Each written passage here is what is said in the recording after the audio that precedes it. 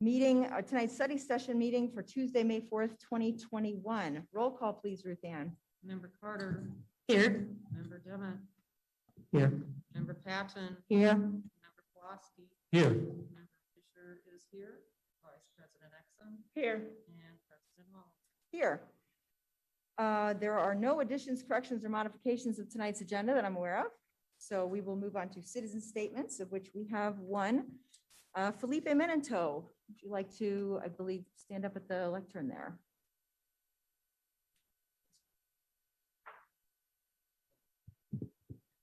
Yeah, I think it's turned on.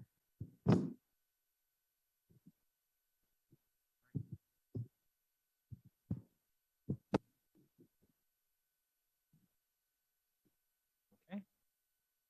Testing 1, 2, 3. All right. Good evening. My name is Felipe Menanto. Dear Urbana Board of Education members, I would like to start my comment by congratulating new board members Lara Orr and Ravi Hasanatka. I think that many of us in Urbana are pleased to see an injection of much needed progressive ideas in the Urbana School Board. Congratulations, Lara and Ravi. Lara and Ravi have been mocked for being single-use candidates on the local press. And although this probably was meant to be derogatory, I think that they were probably right.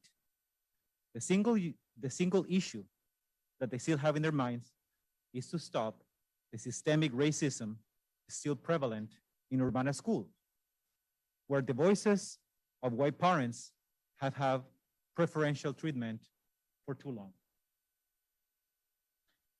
This last year was clearly historic. The murder of George Floyd last summer, plus the pandemic, brought to the attention of the nation the cruel reality of policing for Black and Latinx folk. Yet, after thousands came out to protest racial injustice and support the Black Lives Matter movement in Urbana, this outgoing board made history by deciding to keep armed police on empty schools. Despite so many voices of color, the board decided to ignore. You will be remembered as the board that decided to put police in Urbana school during the Black Lives Matter movement. But life provides second chances, and many of us in Urbana are hopeful for the future. So I would like to encourage this new board and the USD 116 administration to work on changing this appalling legacy. Please take this opportunity to revisit the cancel the school resource officer program and redirect the funds to be used on educational programs instead. Please be the leaders the community needs on meaningful action to end systemic racism. Thank you very much, and best wishes to all of you. Thank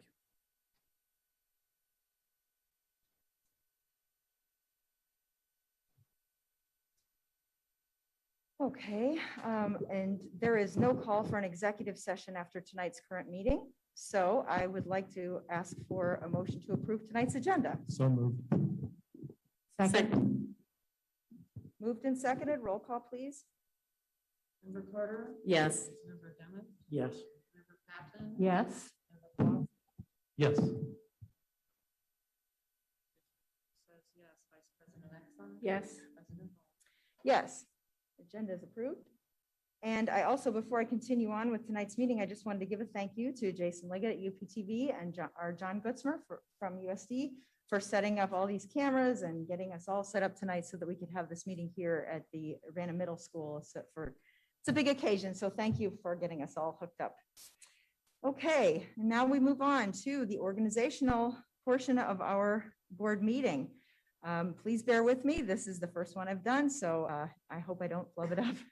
First, I need a motion to accept the certified election results of the April 6, 2021 consolidated election. So, seconded. Moved and seconded. Roll call, please, Ruth Ann. Member Carter. Yes. Member Demmett. Yes. Member Patton. Yes. Member Pulaski. Yes. Member Fisher. Yes. Yes. Election results have been accepted, and so now I need to move on to the oath and conduct for our incoming board members. So I'm going to stand, and for the two new board members who haven't been through this before, it's very lengthy. I don't know if you have a hard copy at home or you're zooming in, but I'm going to read out portions of this, and then everybody, all four of you, repeat after me. All right. So the following oath is, I state your name, do solemnly swear. I, John Dimmitt, I, Ravi Shankar Asanaga, do solemnly swear. Laura's muted. I, Laura Orr, do solemnly swear That I will faithfully discharge the duties of the office of member of the Board of Education of Urbana School District 116. that I will faithfully discharge the duties of the office of member of the Board of Education of Urbana School District number 116. I mean, oh, do we all say this at the same time? I'm sorry. Yes, it makes it faster that way. Okay, thanks. Just want to make sure it would just be all cluttered voices. Okay, thank you. Sorry, It's everybody. long. Let's, We can we like group start over? I will faithfully discharge the duties of the office of member of the Board of Education of Urbana School District 116 in accordance with the Constitution of the United States, Constitution of the State of Illinois, and the laws of the State of Illinois to the best of my ability. Okay, and the rest of you can say now, in accordance with the Constitution of the United States, the Constitution of the State of Illinois, and the laws of the State of Illinois to the best of my ability. in accordance In accordance with the Constitution of the United States, the Constitution of the State of Illinois, and the laws of the State of Illinois to the best of my ability. To the best of my ability. I further swear or affirm, sorry, I should have said that before, that I further swear that Or affirm that Further swear or affirm that I shall respect taxpayer interests by serving as a faithful protector of the school district's assets. I I I shall will respect taxpayer interests by serving as a faithful protector of the school district's assets. the school district's assets. I shall encourage and respect the free expression of opinion by my fellow board members. I shall encourage. and respect the free expression of opinion of my fellow board members And others who seek a hearing before the board while respecting the privacy of students and employees. and others who seek a hearing before the board while respecting the privacy of students and employees. I shall recognize that a board member has no legal authority as an individual I shall Shall recognize that a board member has no legal authority as an as individual, an individual. and that decisions can be made only by a majority vote at a public board meeting. And that and that decisions can be made only by a majority vote at a public board meeting. I shall abide by majority decisions of the board I I shall shall I shall abide by majority decisions of the board while retaining the right to seek changes in such decisions through ethical and constructive channels. while retaining the while right retaining the right to seek seek changes in such decisions through ethical and constructive channels. Constructive channels. As part of the Board of Education, I shall accept the responsibility for my role as part of As the part of the Board Board of Education, I shall accept the responsibility for my role in the equitable and quality education of every student in the school district.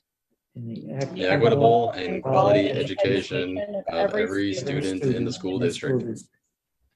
I shall foster with the board extensive participation of the community I I shall foster with the board extensive participation of the community, formulate goals, define outcomes, and set the course for Urbana School District 116. formulate goals, define outcomes, and set the course for Urbana School District number 116. I shall assist in establishing a structure and an environment designed to ensure, pause there, I shall assist in establishing a structure and an environment designed to ensure that all students have the opportunity to attain their maximum potential through a sound organizational framework. That all all students have the opportunity to attain their maximum potential through a sound organizational framework.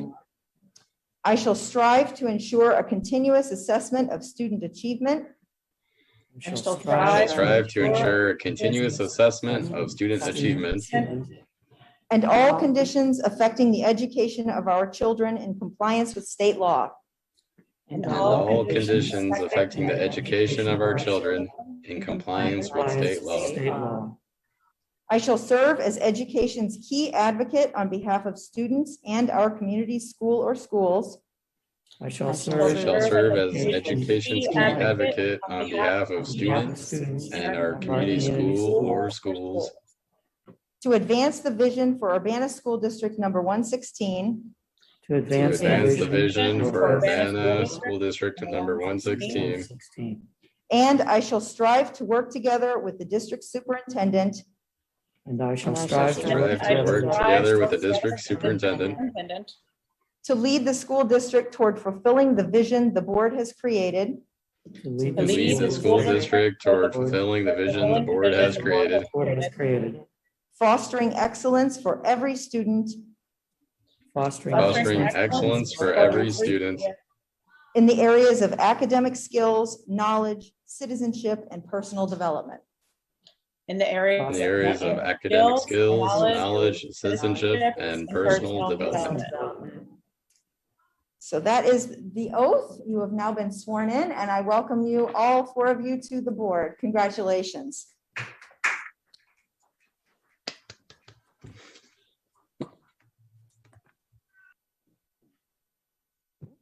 Now, with that said, it is with sadness that I am going to recognize our retiring board members, Ruth Ann Fisher and Peggy Patton.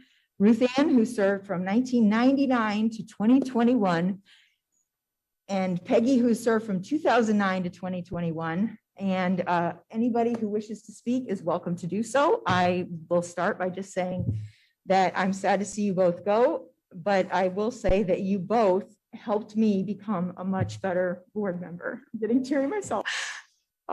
You both were extremely helpful and wise and full of experience, but also full of patience. I'll let somebody else take over. While I found myself, on opposite sides of issues from both of you, I never lost respect for either of you. In Ruth Ann in particular, you've taught me to respect the history of the district, and will always keep that in mind as I carry my charge forward. And Peggy, that the diligence that you have put into constituent service, in your note taking, in just being a strong advocate for our youngest charges is inspiring, and I want to thank you so much for your service here.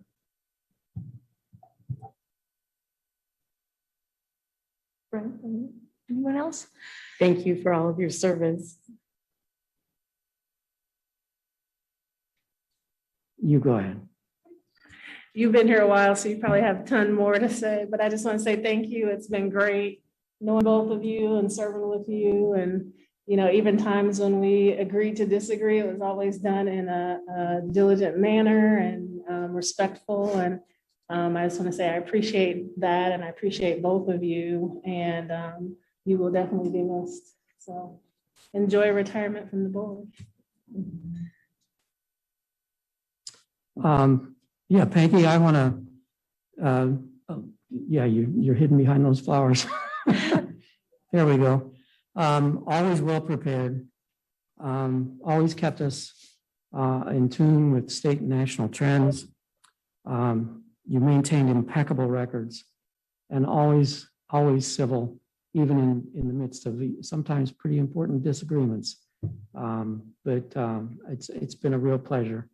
I've known you for a long time, from the time when our kids were dating, when they were in high school, even. So I want to really thank you for your service. Ruth Ann, attention to details, representing your neighborhood extremely well. Always seemed to have an awareness of what was important to your constituents. Your knowledge of Robert's rules is going to be missed. So we're going to have to find a new expert in Robert's rules. I want to echo what Paul was talking about in terms of history as a UHS alum and serving 20-some years here on the district Board of Education, you always were able to set the context for what we, for the forward movement that we wanted to make. And you were very good about that. So thank you so much. Oh, no, I just get weepy at goodbyes, and I thank you both, and I would love to, if you would like to say a few things, please. I just wanted to say thank you for, I mean, it means a lot to hear board members' comments. I appreciate that very much. And the only reason I take such good notes is because I have the absolute worst memory on the board. So if I didn't take notes, there would be nothing to share whatsoever. So that's always been true of me. That's not only since I've been 60, but I want to thank everyone for letting me serve. I learned a great deal in my 12 years on the board, much more than I think I ever anticipated learning. You know, since my background was in education, I thought I'd come with some level of knowledge, and boy, there's just so much to learn. And 12 years has also just really deepened my appreciation for all who make this district work, the administrators and the teachers and the staff, students, parents, and fellow board members. So thank you. I have some notes. Occasionally don't come to meetings with notes, but I do because I want to make sure it says something. Oh, it should be on. Jason's got it on. Yeah. I've never been afraid to say it. So everybody knows I absolutely did campaign against sub-districts. And yet here I am 22 years later, the same one originally who ran to be in a brand new sub-district that we put in place. There's also was the time when I didn't get out to get my petitions out. Neither did anyone else. And I ran as a write-in, and I won by either 12 to 16 votes. It kind of tells you that people do know how much of a thankless job this seems to be, and that they just don't want to run so that they're not targets all the time. That's all I can guess. But we get through it all the time together, that's for sure. I also want to point out that during these past 22 years, there was a time when all 7 of us here attended Urbana schools. That's fantastic. And 6 of us were graduates. And you weren't, John. He moved. Well, yep. And we've got other Urbana graduates here as well, but at one time, all 7 people sitting on the board were actual graduates, and that means a lot to stay in your area sometimes and do something for the great institution that you went through school with. And it's been wonderful for me to serve in my school district that I graduated from, of course. And my mother, an aunt, 3 uncles, some cousins, and even my own children, Gina and Robin and Curtis, graduated from. And out of those, and during this time, I got to become a grandma 7 different times. So there's always been something exciting to come back to a meeting every once in a while and share, hey, there's another baby on the way, or hey, grandma's been out of town, or hey, I can't make it because I've got to be out of town for a baby. So that all works out really great. So I leave you all with this. I'm sorry I'm going. I didn't have a COVID year last year. I had a Ruth Ann year that just kept me from not getting out to get my petitions out. I had no intention of not running, but that's the way it turned out. So this was just the time. And I'm going to miss all this. I'm going to miss all of you.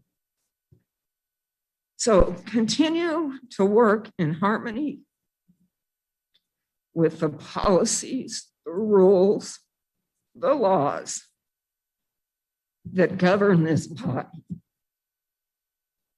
as you all have been elected to do.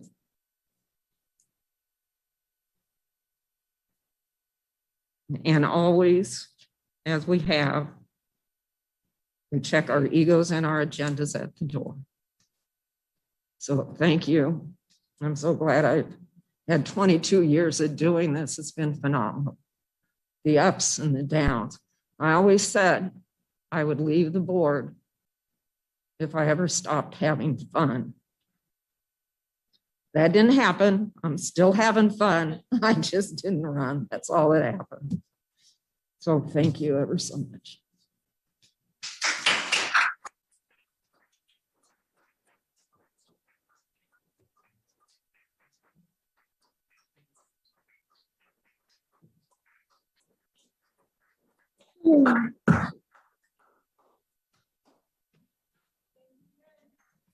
You will both be missed.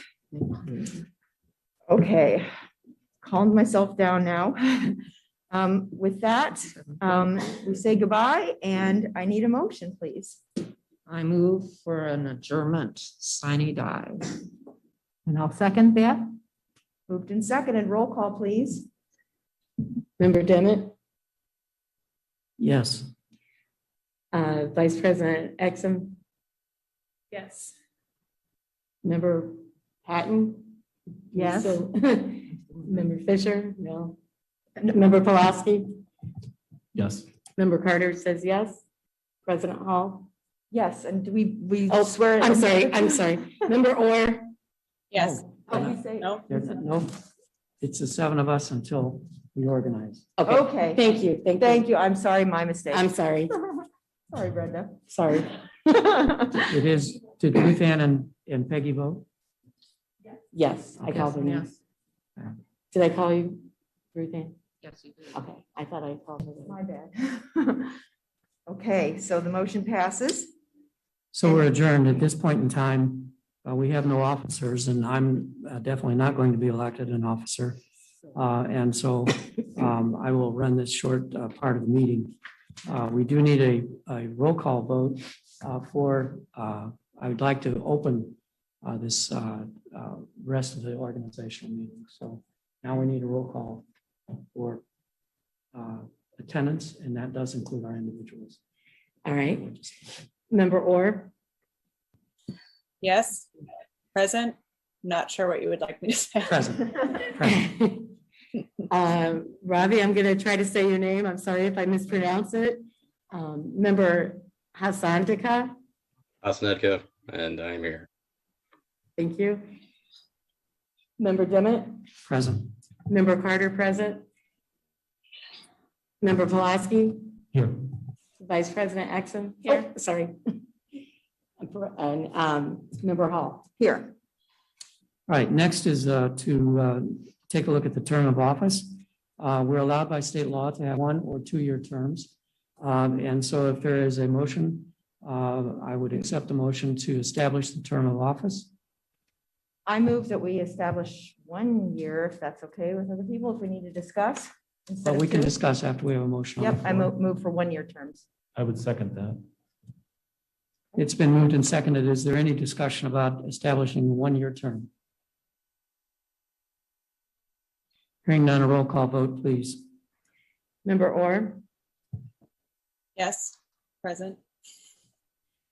Member Hassan, Yes, Zandika, yes, Member Pulaski, Yes. Member Carter votes yes. Member Demmett, Yes. Member Exum, Yes.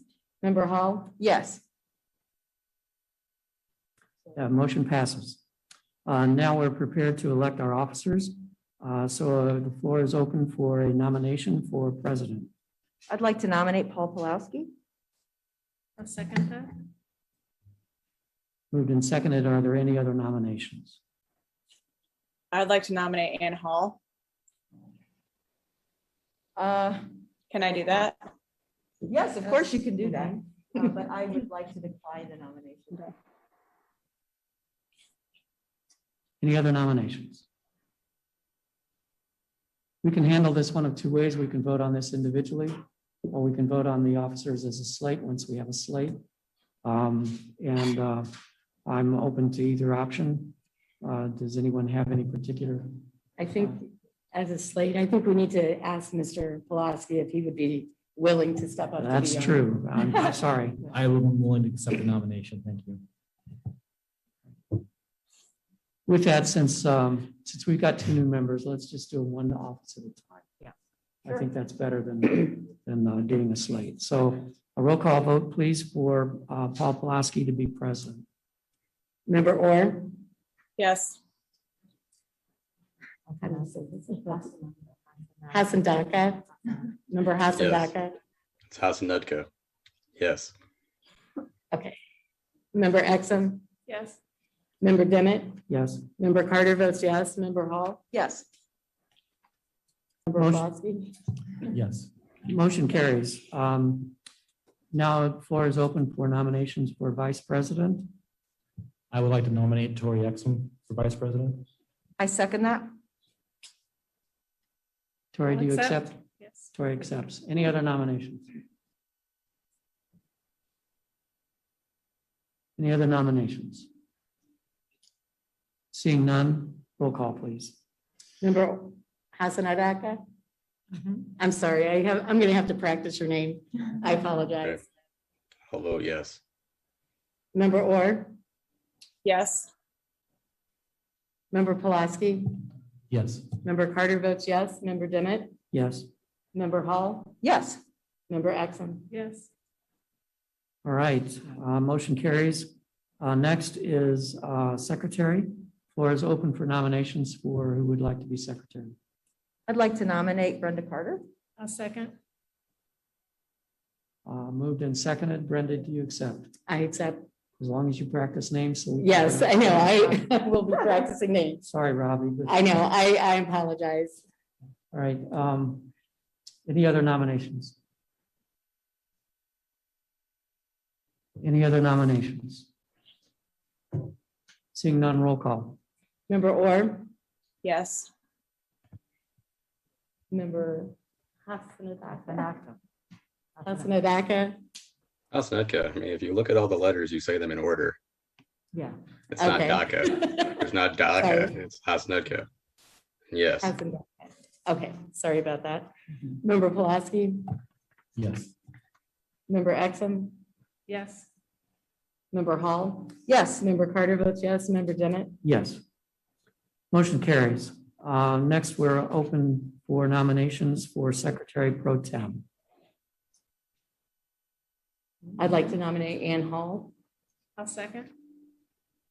I accept. Any other nominations? Any other nominations?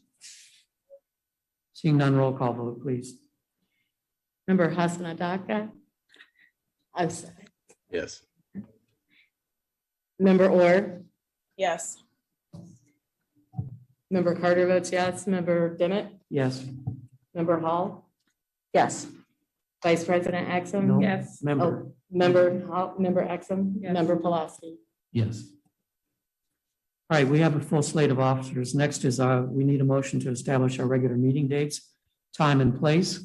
And our place, I guess, is up in the air just a little bit, but our regular time is the first and third Tuesdays at 7:30 p.m. And we'll say the spot will be central office for the purposes of tonight's motion. And we'll hopefully have a permanent central office selected soon. That's weatherproof. Is there a motion to that effect? First and third Tuesdays, 7:30 p.m. We have had discussions before about starting at 7. And this board has continually chosen to start at 7:30. So parents have an opportunity to have dinner with their children before coming to the meeting. Has been the primary reason. But speak your piece if somebody has a different opinion. Laura, you look like you're wanting to say something. I think I just also wanted to make sure, are we able to also make sure there are like bus routes that are running at that same time? So if like for public comment or families that are able to attend outside of us as board members. Has that been consistent with what you've seen being at 7:30 over the several years? Boy, I'm having a hard time. Can you not hear me at all? There's a lot of feedback, Laura. I'm sorry. I think. That's okay. I'm kind of getting feedback too, so I apologize. I'm not sure. Zoom is not, this is the first time I've had issues with Zoom over the past year. I guess my question was just making sure that folks in the community were able to also equally access that time to provide public comment. So making sure like bus routes or public transportation was available, for those outside of, the immediate board to participate. And I just to know over the course of, having this been a pretty consistent time, has that been accessible? Board members have a response? I believe so. I mean, we haven't gotten specific complaints to that end, but I want to thank you for making us think of that. I think it's probably more of an issue if the meeting runs long and somebody needs to get home, wants to stay for a vote late in the meeting and wants to go home by, via public transportation, than it would be for showing up at 7:30. Yeah, we usually find that even if there's sporting events or concerts, that families want to attend and watch their children, that 7:30 seems to be working a little bit better because we run into too many immediate right after school problems. I mean, 7:30 worked for me specifically when my kids were in the middle school because middle school music concerts were often at 7 and I could slip out at 7:30 and still make the meeting.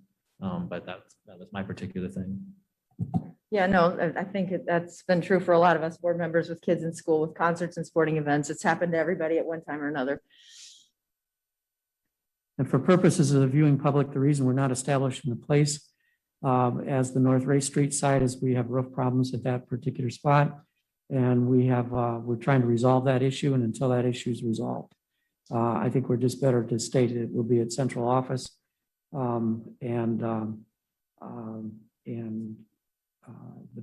The place of central office might get changed. Well, and then we'll promote it. We'll have to promote it quite widely once that's done. All right, with that, we do have a motion on the floor for first and third Tuesday. I believe we did, didn't we? I don't know. So moved. Tori moved. I'll second. Tori moved and Ann second. First and third Tuesdays at 7:30 p.m. at central office. Roll call, please. Sorry, member Orr, member. Yes. All right, member Hassanadka, Yes. member Carter votes yes, member Demmett, Yes. member Hall, Yes. Vice President Exum, Yes. and President Pulaski. Yes. Our next action is to ratify the acts of the retiring board. Once again, for the public that's watching us, this is necessary in order to make sure that our policy book stays intact through the transition from one school board to the next school board.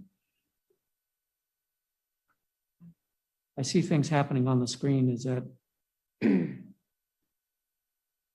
we're fine? All right, good. With that explanation, we do need a motion to ratify the acts of retiring board. So moved. Second. Moved and seconded. Any discussion? I'm so used to saying all those in favor, but since we have two on Zoom, we can't do that. Right. We have to do roll call. All right, member Hassanadka, Yes. member Orr, Yes. member Carter votes yes, member Demmett, Yes. member Hall, Yes. Vice President Exum, Yes. and President Pulaski. Yes. Motion carries. At this point in time, we'll recess for a few minutes to allow our retiring board members to retire. We'll then reopen the meeting. And at that point in time, it'll be chaired by our new president, Paul Pulaski.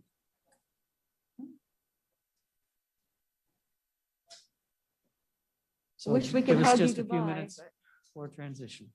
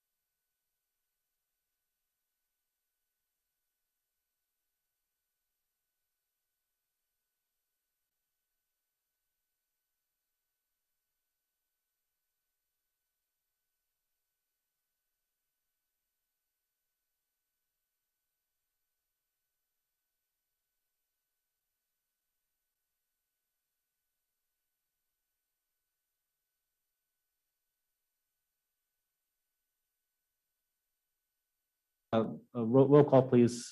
Member Dennett, Here. member Orr, Present. Member Hassan Akka, Yes, present. Member Hall, Here. Member Carter here, Vice President Exum. Here. And President Pulaski. Here, thank you. I'd like to start off with our administrative reports tonight. The first one, 8.1, is project ignition presentation and our student awards led by Judy Weber Jones.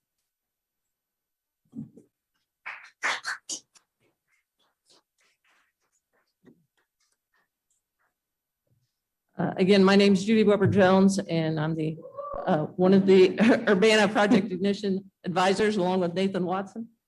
And it would not be possible. First, I'd like to thank the Board of Education for your support and the administration. We couldn't do it without the support of everybody. And we also, Project Ignition would not be possible without the National Youth Leadership Council and without the National Highway Traffic and Safety Administration, because they're the ones that provide the funding and the training and the support to keep our kids safe on the roadways. At this time, I would like to, Steve Waller, Steve has been instrumental in helping us with everything. This is the third year in a row that our students are the top 20 in the country. And these banners are displayed out in front of the driver education classroom. And these kids earn these awards. And we can't thank Steve for his support and everything that he does for us and for getting them hung so the kids can get recognized for all their hard work. We appreciate it.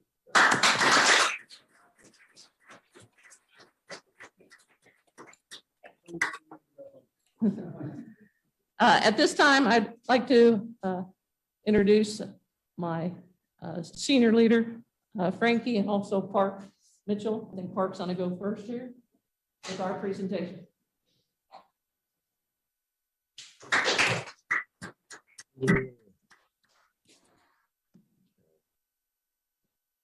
Have the presentation ready.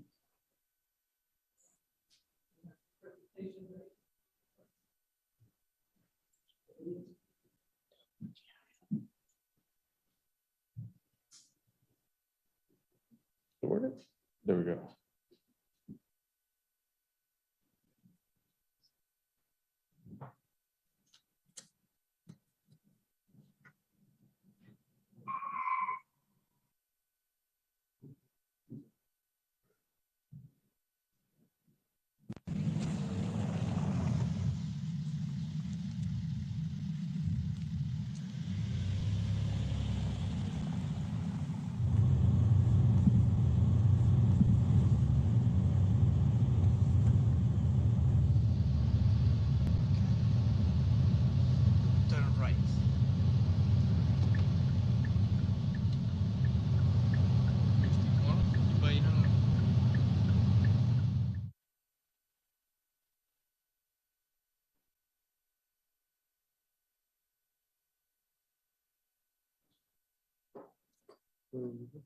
There we go. All right. Well, you might have missed a little bit of the first part, but in the first thing, the person got hit for texting, and then whenever they looked up, the car did not hit them. All right. So, hi, my name is Park, and I'm here today to talk about Project Ignition. Here at Project Ignition, our goal is to promote safe driving, and we outlined this mission with our mission statement. At Urbana Project Ignition, our mission is to save lives by promoting seatbelt usage and eliminating both distracted and reckless driving. We use this statement to have a focused approach on what we are doing and what we will do for the future. Now, I'm going to pass this off to my teammate Frankie to explain a little bit on what we are doing to accomplish this mission.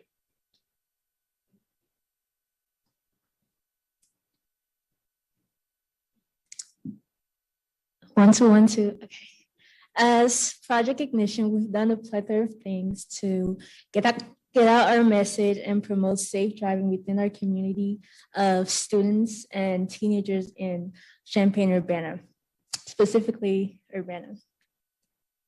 One of the things we did at the beginning of the semester was a duct tape seat awareness, which was basically wearing duct tape seat belts to promote the elimination of distracted driving at the beginning of the semester. We've also had some fun activities such as the seatbelt quick challenge.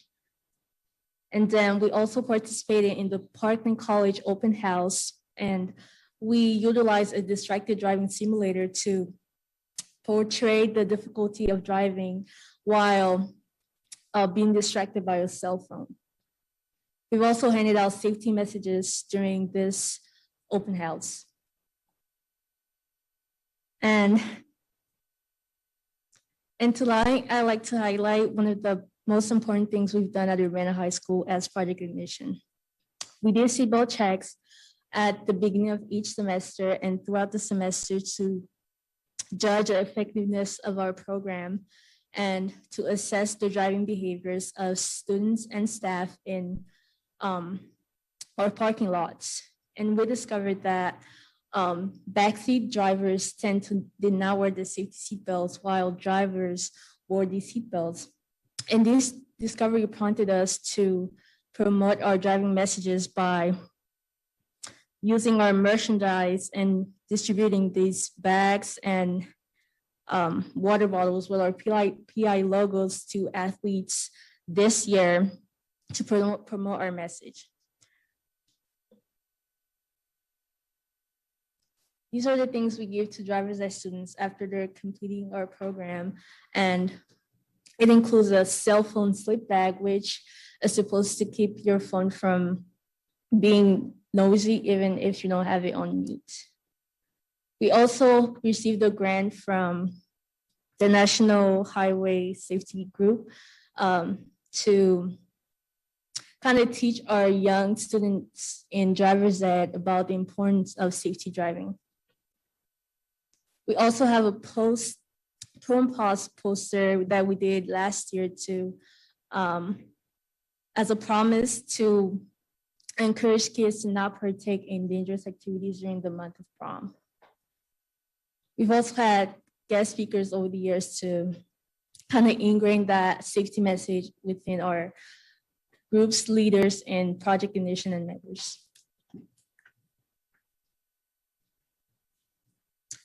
Finally, I'm going to pass on the torch to my teammate, Fazia Garada, and she's going to talk about the future of Project Ignition.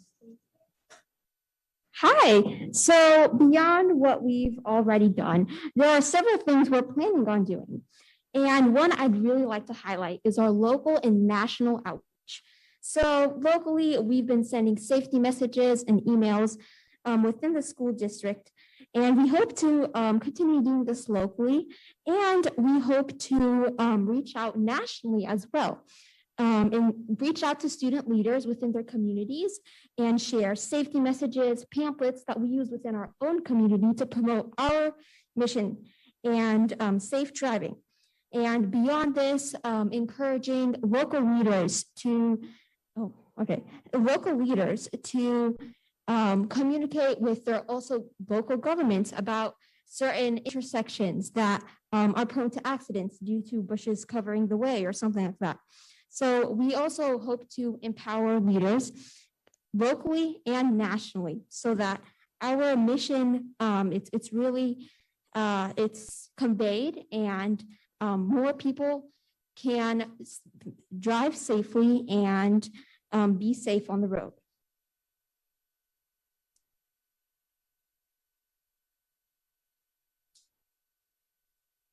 I'm not sure why this isn't working.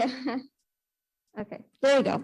So beyond that, there are a few other things we're planning on doing. One of them is a traffic stop. And real quick, the picture, you can click on it and it leads to a video. You can view this video on our slideshow, which is on our website if you want to learn more information. But at the traffic stop, we demonstrate how to properly act at a traffic stop pullover, what you should do to be prepared at traffic stops. We also have the seatbelt convincer, which shows just how important it is to keep your seatbelt on and what significant impact it has. on promoting safety while driving.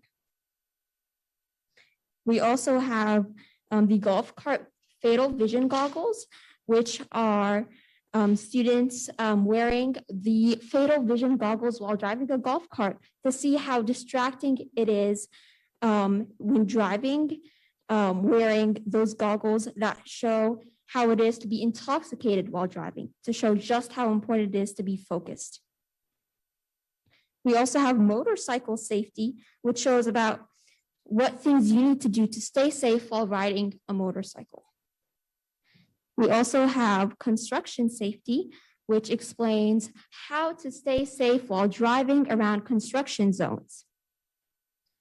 And these are a few of our future events. Of course, right now we're at the school board meeting, and we will also be featured on WCIA and News Gazette.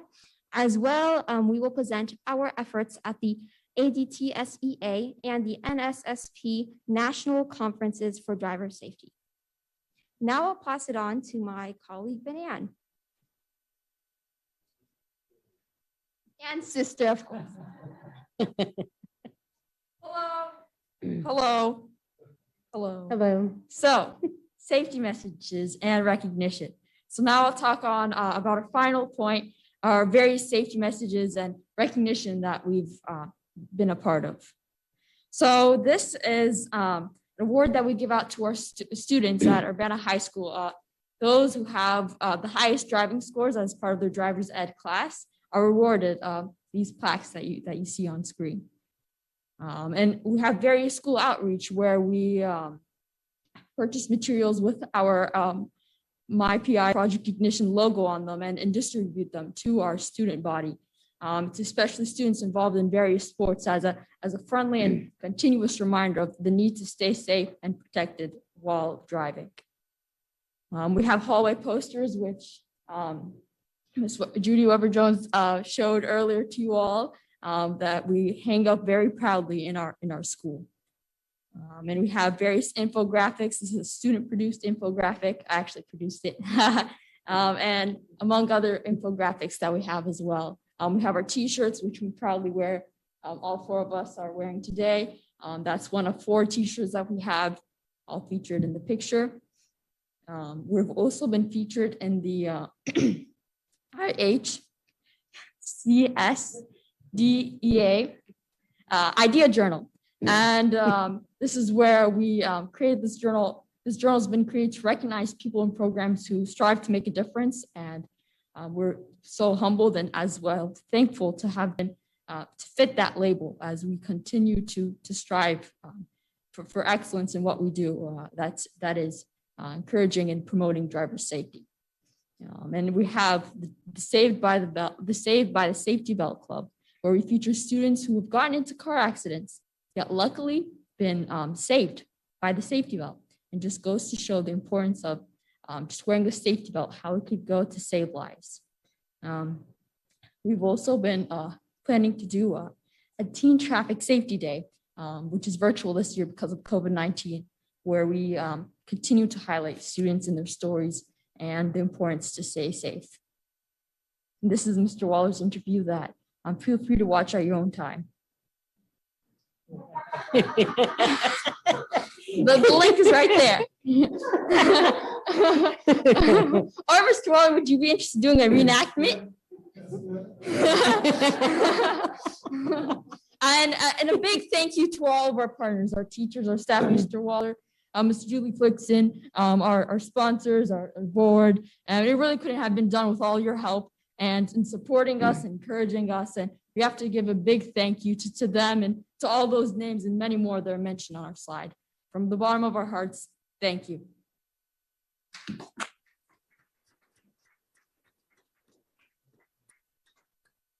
Well, that's fantastic. Board did. Oh, okay. Okay, I'm gonna make it, I will try to be brief. My board usually gives me 5 minutes, so I understand. My name is Jennifer Brown. I come from Gillespie High School, but I am currently the IHSCDEA, which is Illinois High School College and Driver Education Association president. I am also on the national IHSCDEA, which they alluded to, board of executive board, and I'm also the NSSP, which is the National Student Safety Project coordinator for the nation. This last year, my students at Gillespie High School and our project, which we call ourselves Impacted, which is Minors Preparing and Caring for Teen Driving. We've been in existence since 2008. We've attended NSSP for a couple years, and then of course I got asked to move on into a leadership role with it as well. So we created the Illinois Student Safety Project. My kids felt passionate enough about that, and we were happy enough to, with the help of Judy Weber-Jones and Nathan Watson and these fine young people here, to participate with us. So we're going to recognize their efforts this year for what they did, even though COVID-19 may have kept us down, but it didn't keep us out. So we were resilient, and we have some really, really awesome plans. So I'm going to tell you a little bit about the awards as we do them, and then fill you in on the direction that we're going to go. Okay. The first award that we have is, can you grab the, okay. We're going to recognize Project Ignition here at Urbana with the Illinois Student Safety Project School of the Year. And with that, they're going to receive $1,500 from the IHSCDEA grant funds that we have to help pay their way to join myself and my students in Knoxville, Tennessee. And on behalf of Brett and Leslie Robinson, the IHSCDEA coordinator president, they're very, very excited to see you and meet you. I just met with them this afternoon via Zoom, and super excited to see these faces when we get out there.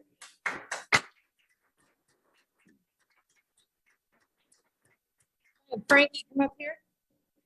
We're going to recognize Frankie Mabel tonight as Urbana Project Ignition Outstanding Senior Leadership Award of 2021.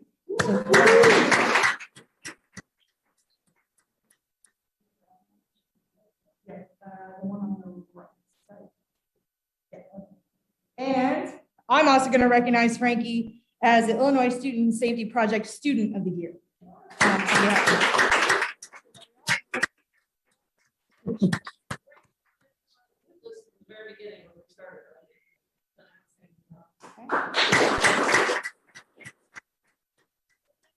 I'm going to recognize Park Mitchell. He is our Junior Leadership Award winner through the Urbana Project Ignition.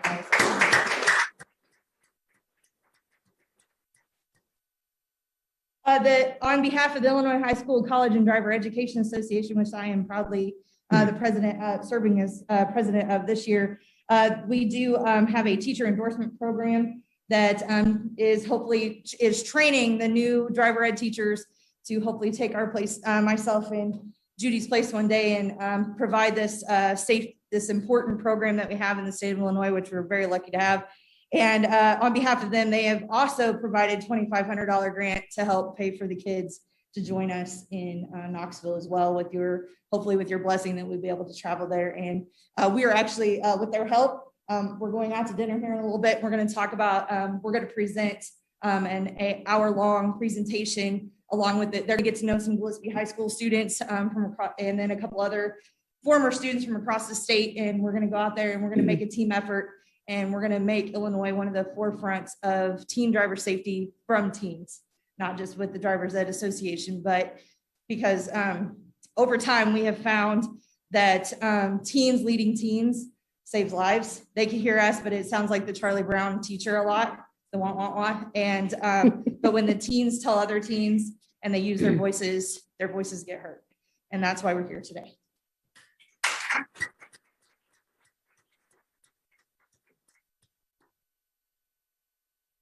Well, thank you so much. I'd like to have the board have an opportunity to ask questions or make comment.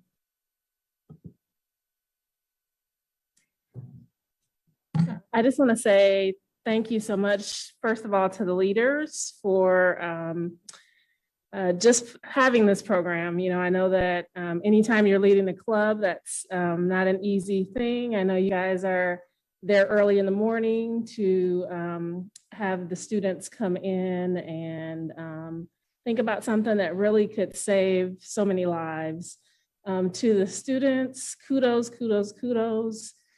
to you for being in this sort of program. Things like this are so important. to think about the amount of accidents there are from just some of the things that you're talking about, the distracted driving, the things in the road. Those things are just really, really, really critical. And I want to commend you guys for stepping into this role, for getting up early in the morning and going and having your club meetings on Tuesdays, for all of the research, putting together the PowerPoint presentations, thinking about what you want to say to other students. Those things are not easy. And I think that outside of the fact that you're saving lives, just some of the skills that you're learning, even from just coming here and presenting to us, will take you far. I want to say congrats to the students who have received awards tonight. Those are great awards to have and to keep in your collection. And we're very proud of you. At least I'm very proud of you. I'm sure the other board members share the same sentiments that, you're working hard and keep pushing and keep getting the message out. And even when it feels like others are not listening to you, I know they are. I know my daughter just joined the club and she joined it from you guys, just pushing this message that, hey, you're going to be a new driver. We've got this club. We have a great message. And she listened to that. And she said, yeah, this is a good thing. And I'm going to try to get some of my friends on board. And that message will keep going. But it wouldn't without you guys continuing to push that message. And more people you reach, the more safe our streets are going to be. So thank you again to all of you. Any more board comment? I'd just like to say that I live a block away from the high school and I see you guys out driving when you practice, and my heart goes out to you, especially on the icy days and the yucky days when it's wet and rainy. And you're all doing a great job, because I have never seen a student driver be a bad driver in my neighborhood. And I know that all three of my kids went through Urbana driver's ed. They teach me things from what they learned from class. And so I'm really proud that you guys are helping to teach your own peers, but the little kids who are coming up will look up to you, and your siblings and other classmates who are younger are going to see what you're doing and take it seriously. And you may not think so. You may get mom and dad kind of grouching at you when you forget something, but really you're teaching the adults too by your example. And so I think you should be proud of that. And thank you very much for being student leaders in our high school. Congratulations. I just, on behalf of administration, I want to thank you guys. We're so proud of this. Is not easy to come and sit in front of all of these adults, and just seeing you're used to it. I can tell from the pictures, and you guys are representing Urbana High School. Go Tigers. We're super proud of you. I have a brand new driver who just turned 16 not long ago, and he will be voluntold that he is joining this club. He sometimes watches board meetings, so hopefully he's watching. This is great. And again, what Jennifer said is teens listen to teens. It's different when adults are saying it or moms and dads, but hearing from you guys is so important. So thank you. I do want to thank Judy and Mr. Watson. I know we're going to talk about him in a few minutes, and the rest of the team who aren't here. You guys are fantastic and up early and doing what you do. We appreciate you. And I know Mr. Waller has said this too, but on behalf of Mr. Waller and the rest of UHS administration, we want to thank you as staff members for your dedication to the students, because the young people could not do all the amazing things they're doing unless there were staff who were leading the way with them. So thank you too. Thank you so much and congratulations. With that, I'd like to move on to Administrative Report 8.2, Summer Projects. Randy Ashman, our Director of Facility Services, is going to lead that discussion. Hi, everyone. I have just a list here of some summer work projects that we're wanting to, video was on. Try to get done this summer. We'll be using the 2019 working cash to take care of these. This is just for you guys to look over, and then we'll get them approved at the next board meeting. I'll answer any questions if anybody has anything. Does the board have any questions about the summer work projects?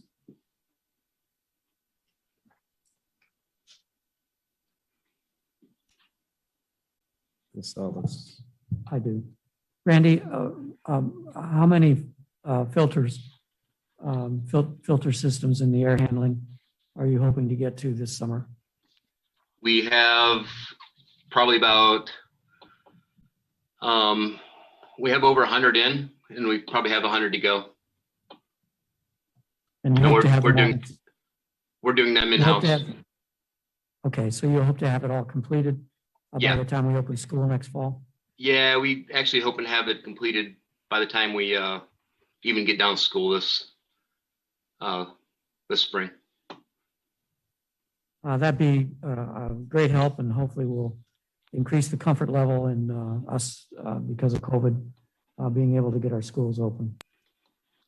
The rooms we weren't able to add some sort of air filtration purifier. We've been adding just portable air purifiers, and we bought probably about 200 of those, maybe a little bit more, to put in some of the classrooms. Okay, but it's all aimed at significantly improving the air quality Yes, from a COVID viewpoint as well as other viewpoints. Thank you. correct. Randy, I have a couple questions. In Yankee Ridge with the drop ceilings, is that in those classrooms that weren't refurbished when we did the refurb of the building? Correct. Okay. Yes. And could you speak to the vehicle replacement? Yeah, that was just replace a couple vehicles. Try to get our fleet up to date. We try to buy like 2 every year, probably. That's it. Does the board have any further questions? I was just curious, as far as the filtration systems, do you have any like data as far as like pre-filtration, post-filtration on air quality? That would be helpful maybe for families. We did not do any air quality testing before. We could probably look into that. Thanks. Mhm. Great, that's great. Any further questions? All right, with that, thank you, Randy. I'd like to move on to section 9 for recognition and commendations. 9.1, the IHSCDEA Teacher of the Year Award. Ms. Jennifer Brown.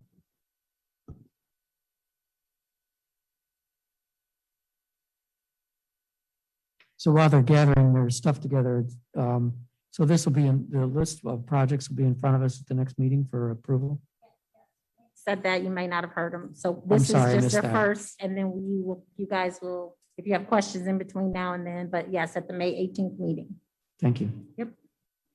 Okay, folks, I am back again at my role as the IHSCDEA president. We are going to recognize Mr. Nathan Watson as Early Career Driver Education Teacher Award.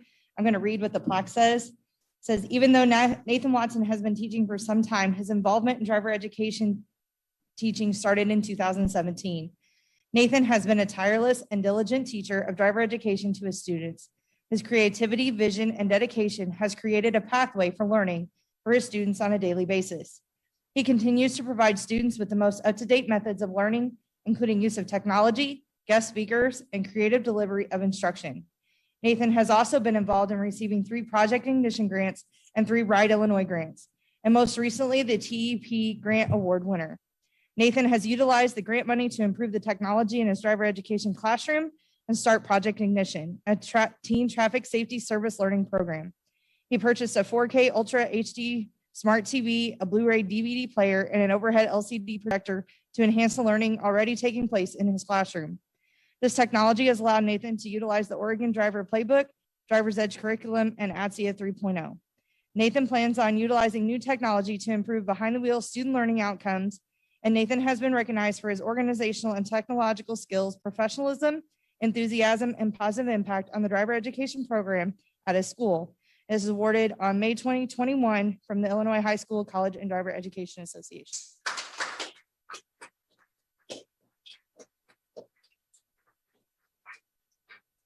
Congratulations, Nathan. Okay.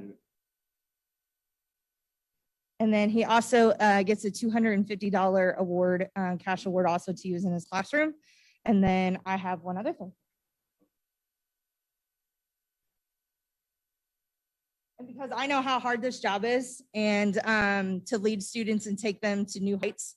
And it's a thankless job most days until you get a comment on a Facebook post when you post something for Teacher Appreciation Week. As I was getting ready to leave school, that goofy thing that we put out, hey, if I've ever had you in class. And several of my students reminded me just how thankful I should be for doing this job. So I'm going to give him an award on behalf of ISSP as the advisor, the first ISSP Advisor of the Year, to Mr. Nathan Watson. Thank you, folks. All right, thank you. Moving on to I'm sorry. That's okay. No. Go ahead. It's the Yeah, next moving to one. 9.2, the Coca-Cola scholarship presentation. And last but definitely not least, this award goes to Banan, one of our project ignition leaders. Banan, just to let you know how prestigious this award is, there was even more during COVID this year. 99,403 students applied for the scholarship. She was one of 150 that got this $20,000 scholarship from Coca-Cola. So congratulations, couldn't be proud.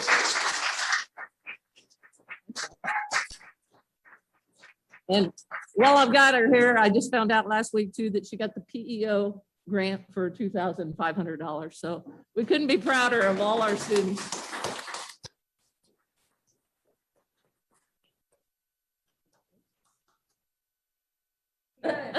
Together. I told his name on the top, but really it's a accumulation of Ms. Weber Jones' support, of Ms. Stephen Walker's support, and your all support here today.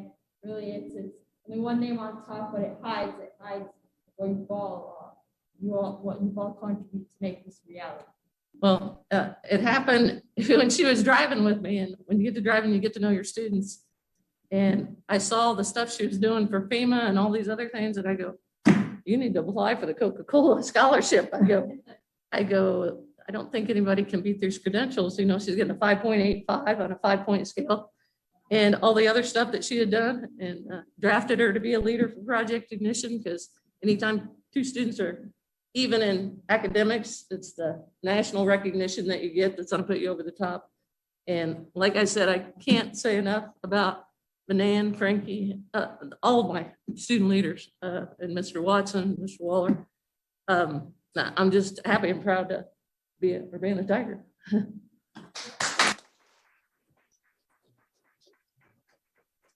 You're here, that's fantastic. Moving on to our study topics tonight. 10.1 is our national board certification. Yvonne Smith, our Director of Professional Development, is going to be leading that discussion.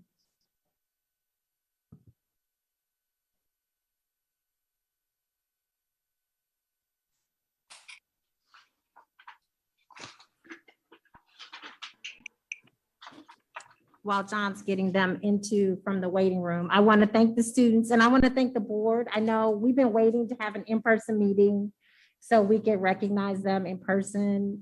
It was so much better than doing it via Zoom. So I know it added a little bit to our meeting tonight, but we wanted them to hear our applause and our hand claps instead of having them zooming in with us. So I just wanted to say thank you for that too. So.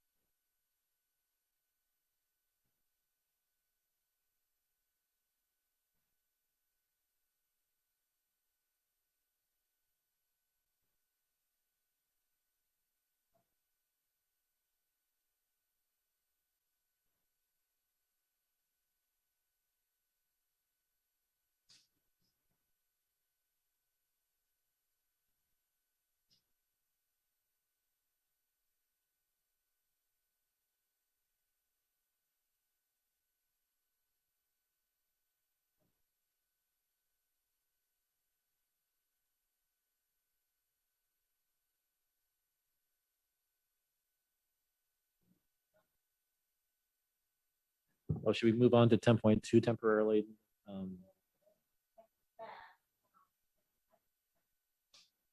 Okay. Yeah.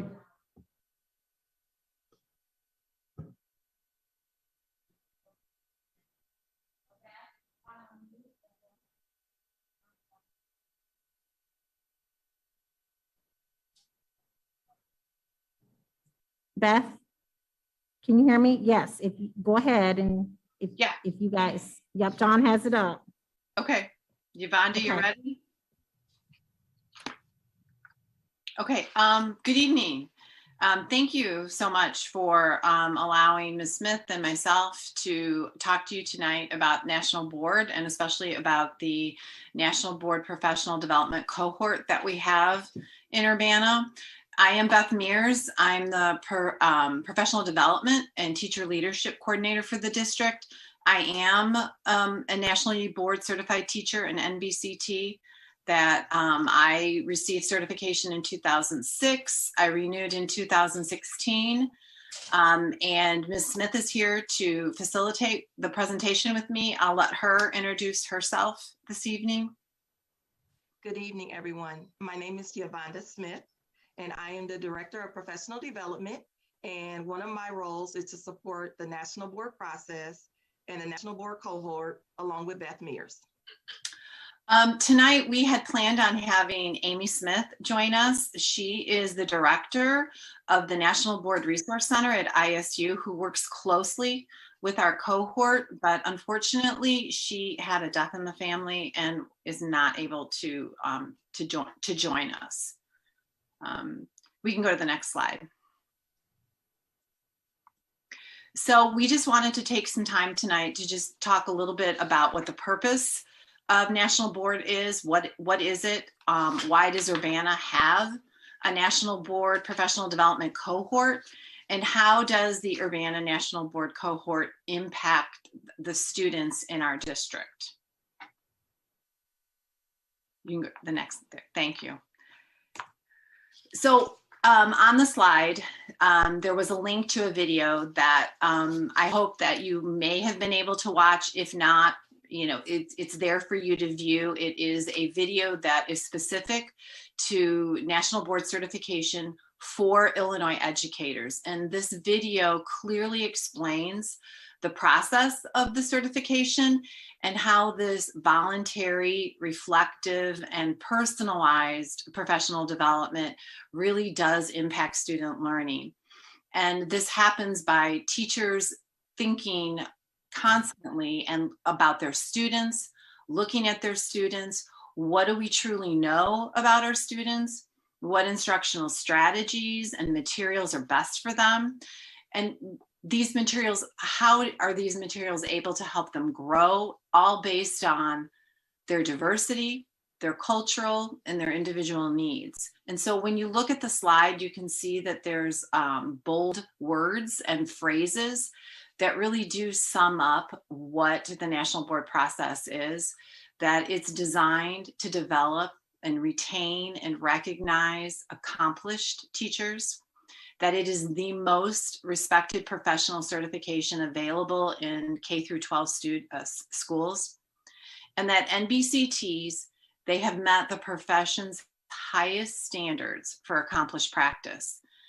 And lastly, that it is a rigorous, it's a performance-based, and it's a peer review process.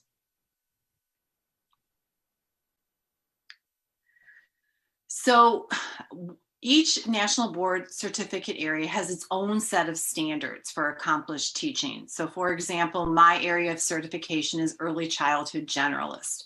I have my own set of standards that I follow as I went through this process.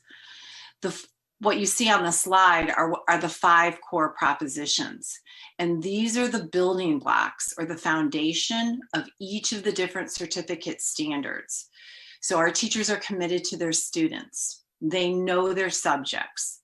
They're able to manage and monitor student learning. They think systematically and they learn from experience. And our teachers are members of collaborative learning communities. So based on these standards and these 5 core propositions, candidates are allowed 3 years to complete 4 different components. 3 of the components are written portfolio entries that are based on their pedagogy, focusing on their students in their classrooms. 1 of the components is an assessment, which assesses the subjects that the teacher teaches and how that teacher teaches those subjects.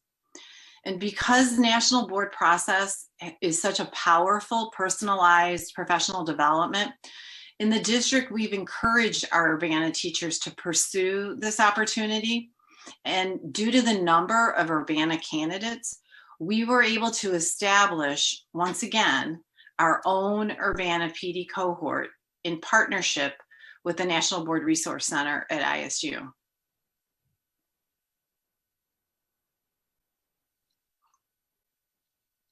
So as Beth was explaining, this cohort is district-wide. It is early childhood through high school. And so currently right now we have 15 teachers in a cohort. And in the fall, we are going to add 5 more teachers to this number to give us a total of 20. And that's really good. And we're excited about Urbana having those numbers being strong numbers again.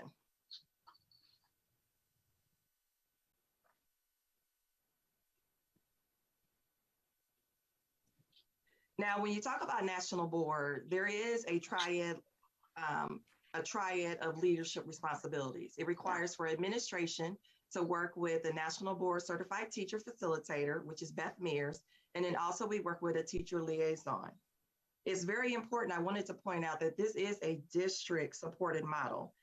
And so it requires all 3 of us to team and to collaborate together so that we can make sure that the cohort has the support that they need in the ongoing meetings and also the layers of support that they need through office hours, additional resources, or anything else.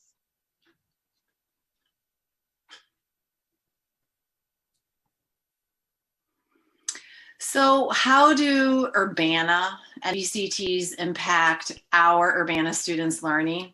So as you can see on the slide, there's research from across the country that shows that students who are taught by an NBCT can gain up to 2 months of additional learning compared to their peers. And on the slide, there are some links when you have time, if you wanted to click on those to look to see there's more information about that research. There was also a study done by 2 researchers, one Dr. Dan Goldhaber, who's the director of the Center for Education Data and Research, and a colleague of his, James Cohen.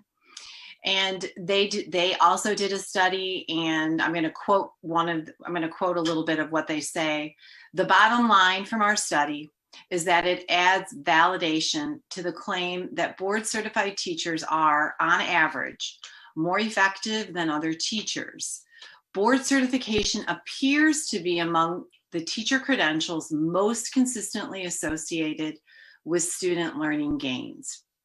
So our Urbana NBCTs, they do impact the learning of our students in their classrooms. And also for myself and for others, we continue to use that National Board framework of reflective thinking and our knowledge of our Urbana students as we also move into other roles, such as teacher leadership roles that could be grade level leaders, could be instructional coaches, it could be department heads, department chairs, and even as coordinators. We still are using that process that we went through as teachers to help us in these new roles that we have.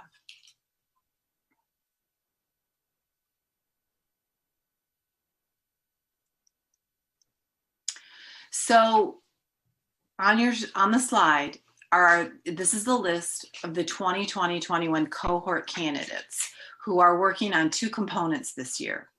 They're working on component 2, which is about differentiation in instruction, which has been something that they've done a lot of this year. Component 4 is the component where they're reflecting about themselves as an effective practitioner. They're going to submit these 2 components to National Board, and they'll do that by June 25th. And they will receive scores back on those 2 components later in the school year, December or January. They will continue in our cohort for next year, and they will work on component 1, which is the assessment, and they'll work on component 3, which is teaching and learning environment. And that's the component where they will videotape themselves and they will analyze that videotape. As Ms. Smith said earlier, we do have 5 more Urbana teachers that are committed to join the cohort. They're going to join me later this month to hear exactly what is in store for them for the summer and for next year. And the other piece I wanted to let you to explain to you that you can see on the slide, there are what are called check-in candidates. So in our district, we have several teachers who have submitted all 4 components and they just haven't achieved yet. So they are in the process of retaking 1 or more of those components. And so they're not directly in our cohort, but I am checking in with them on a regular basis and giving them the support that they need, whether that is a one-on-one Zoom meeting or whether I'm going over directions with them or even just reading some of the writing that they're getting ready to submit. You also see the list of who are our NBCTs right now in our district. And you can see that Martha Charukian and Elizabeth Smith are highlighted in orange. Martha Charukian renewed this year, so she went through the renewal process. Elizabeth Smith is our newest NBCT to achieve National Board this year. On the slide, there's a link to a flip grid. And on that flip grid, we have 11 of our NBCTs who have taken the time to talk about what National Board means to them, how it has impacted them, and how it's impacted their students. We can do that now, or that's something that you can definitely do later. But there is one particular candidate on that flip grid who is also an early childhood generalist, who I think she summed up very well what National Board taught her. And what she said in the flip grid is going through this process helped her to understand that she is teaching children. She is teaching students. She is not teaching curriculum. And I think in a nutshell, that is very much what National Board is. It's all about your students. What do you know about your students in your classroom and what their particular needs are? So yeah, we can go to the next slide. So I just really, I want to take the time to really thank Ms. Smith. She has been an absolute pleasure to work with, side by side with this cohort.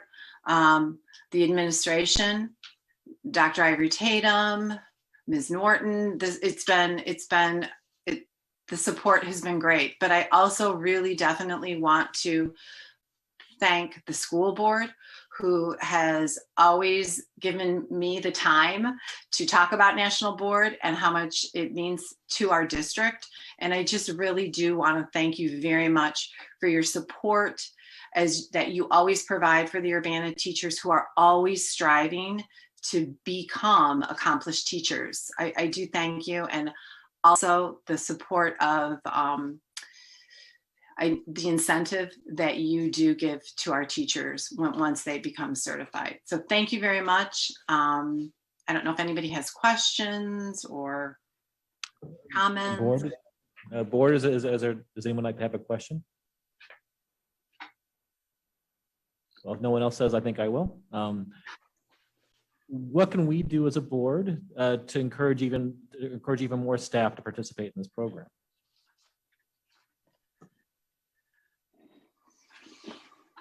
I do think just even allowing us the recognition that you do, allowing us to come and talk about it, I think is fabulous. I think anytime you ever want to have a conversation with an NBCT in our district, I think that is also something that would be great for those teachers as well. Thank you. Anybody else? I have a question. Can you hear me? This is Ravi Hasnaga. So, going along the line of Paul's question, there was mention, the last thing you had said was there are incentives that are given to the teachers for doing that. I mean, I don't know what those incentives are, but if there's any kind of financial or benefits given to teachers for being certified, I can see it's a very lengthy process. And if I was a teacher that's very busy, strapped for time, it's not like the first thing I would go and do in my spare time, so if there was some kind of financial incentive or something like that, I mean, I would totally do it if I were a teacher. That's a great Probably question. if I could step in, I just want to indicate that the UEA, together with the board, several years ago instituted a financial incentive of $2,000 a year, which continues to this day. And so that's the direct answer to your question.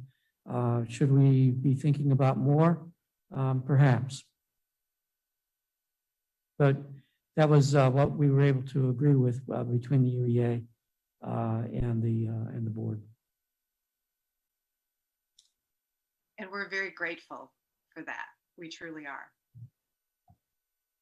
All right, thank you. Any further questions? I just wanted to say congratulations. I recognize so many names on that list of past teachers from my own children, and they were all outstanding. I still keep in touch with several of them, and I can say that they did make a difference, and they do make a difference. And I know how hard everybody has to work when they're juggling so many other things, and especially in this past year, I don't know how anybody had time to eat or sleep. So congratulations to everybody, and thank you very much for your service you give to all of our kids. Paul, I was gonna, but any other board? Okay.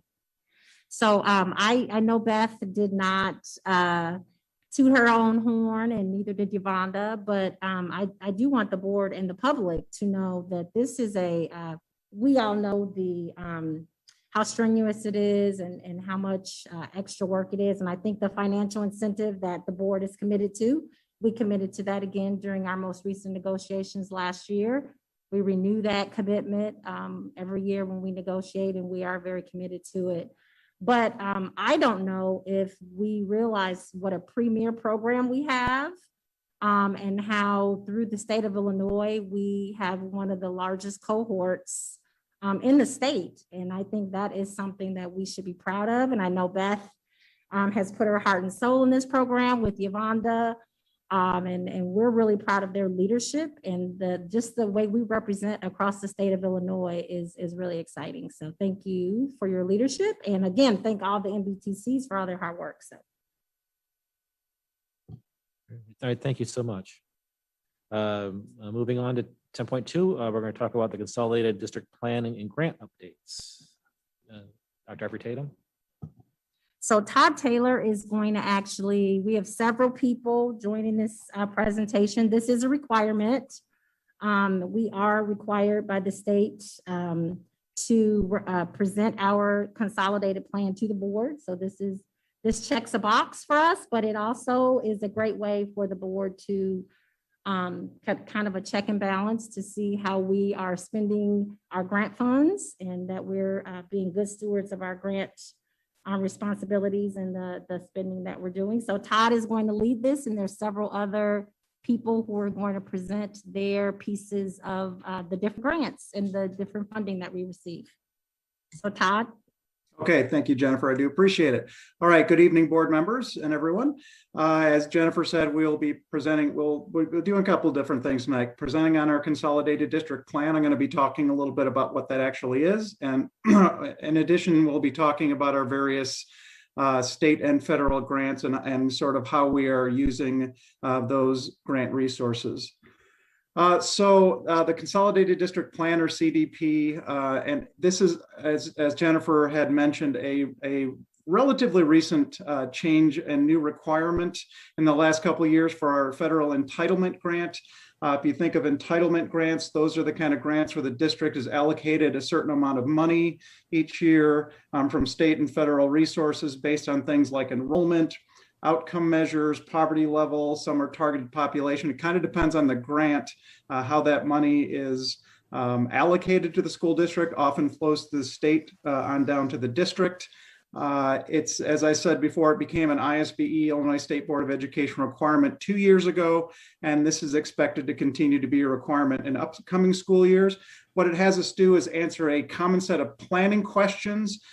Before the 1920 school years, each of the individual grants had individual questions. And so this kind of brought all those planning questions together into one document and one process. And this requires coordination between those of us at the district level that administer and manage those grants. It's something we worked on updating. We've been working on updating it the last couple of months into March and April here, and now we're into May. It also requires some engagement with our various stakeholders across grants, and we talk about that in the plan, and we do that collaboratively throughout the school year in terms of different data sources and tools, as I said, in engagement with our stakeholders.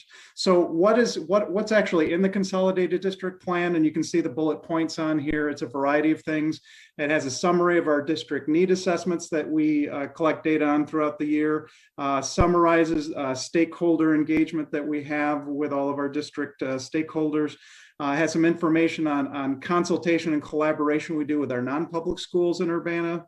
It includes plans on how we're supporting our various student needs in terms of academic, social, emotional, and linguistic development. Includes how we are supporting our teachers' professional development, how we are supporting our parents and families. And also part of this is something called the foster care transportation plan. So those are the kind of the big sections of the plan itself.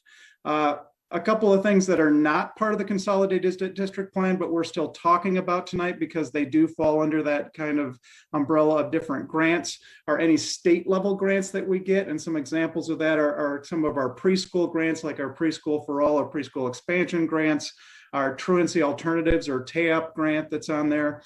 Any grants that are federal grants that are competitive, and an example in the district would be like our 21st Century grant. That's not part of this CDP process that's required.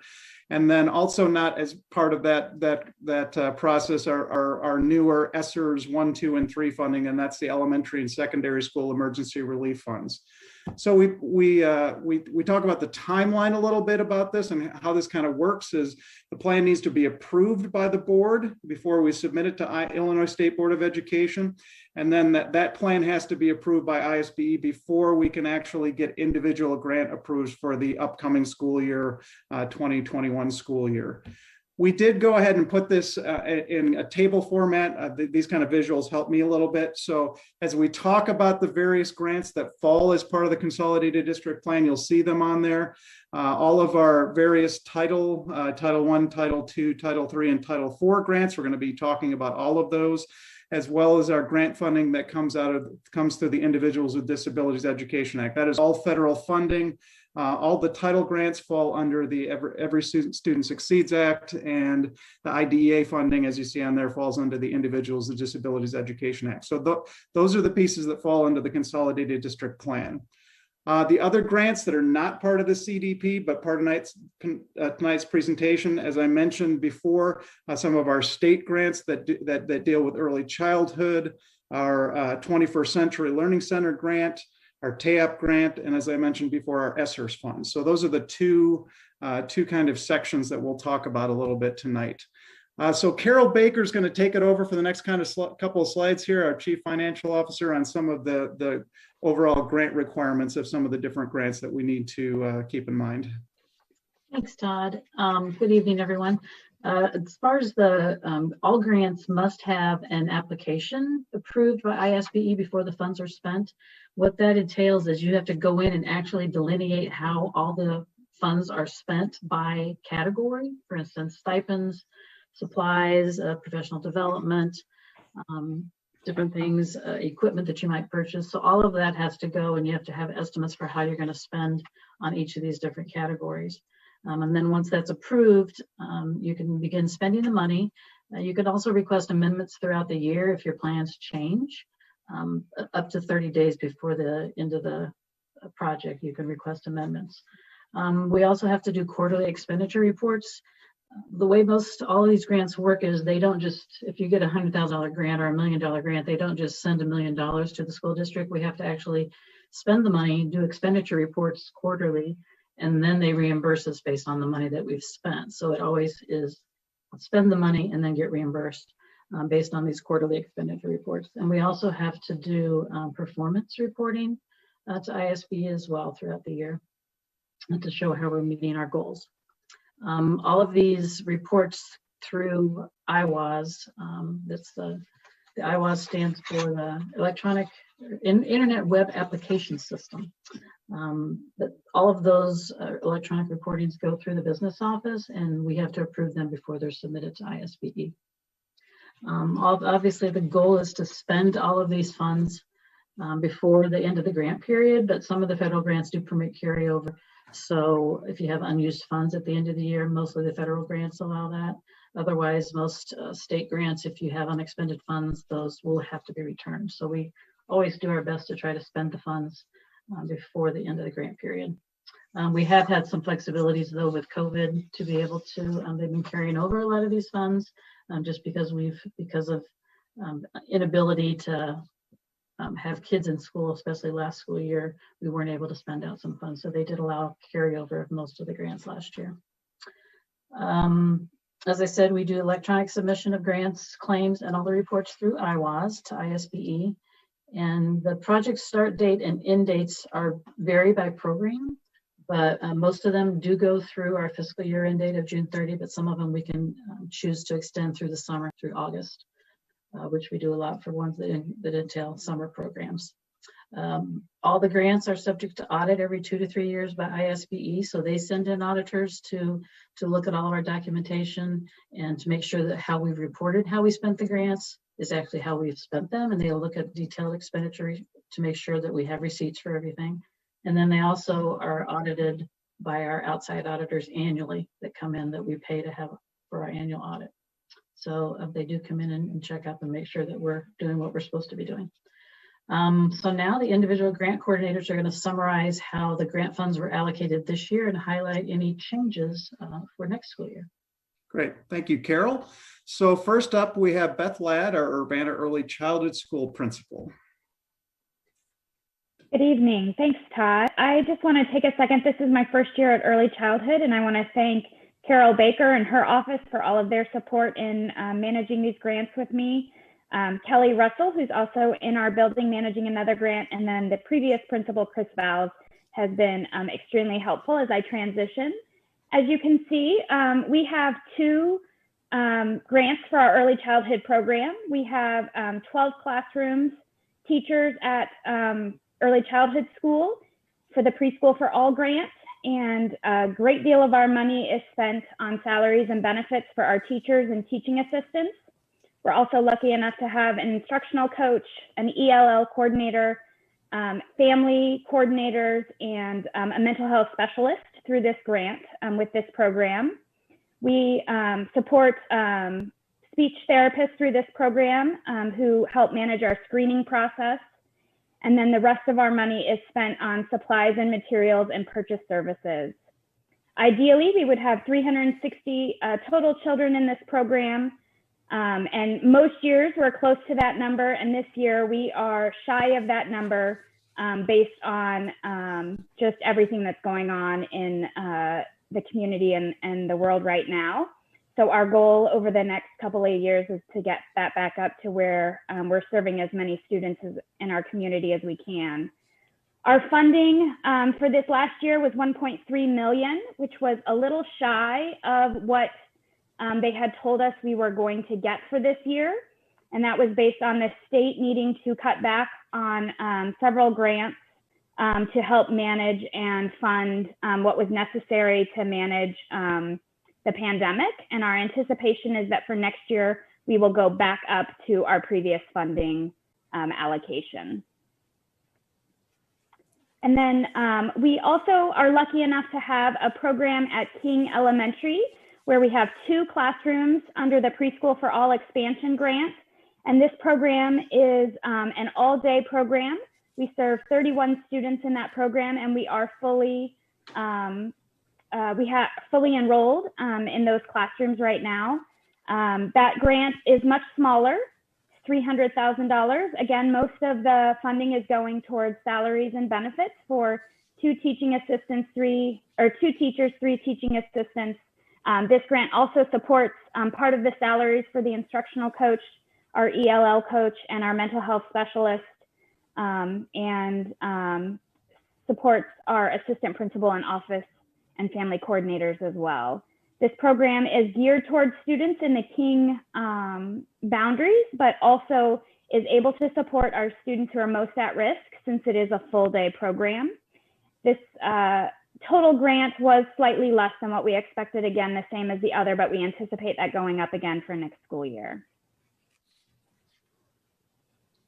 All right, thank you, Beth. Still at early childhood, Kelly Russell is going to talk to, who coordinates our early childhood prevention grant, is going to present next. Good evening, everybody. I'm Kelly Russell. I'm the program coordinator for CU Early. Our program is a prevention initiative home-based program funded through ISB, and we serve expectant families and children birth to age 3. So we serve the youngest, very youngest children in the district. Our program is housed in Urbana Early Childhood School. We are funded to serve 85 families and 95 children, and we have a staff of 5. This includes 4 home visitors, 2 of which are bilingual. We provide child development and parent education activities in families' homes biweekly. We also provide monthly playgroups for all of our enrolled families during a typical year, but because of COVID, we've had to change our programming to accommodate the requirements for COVID.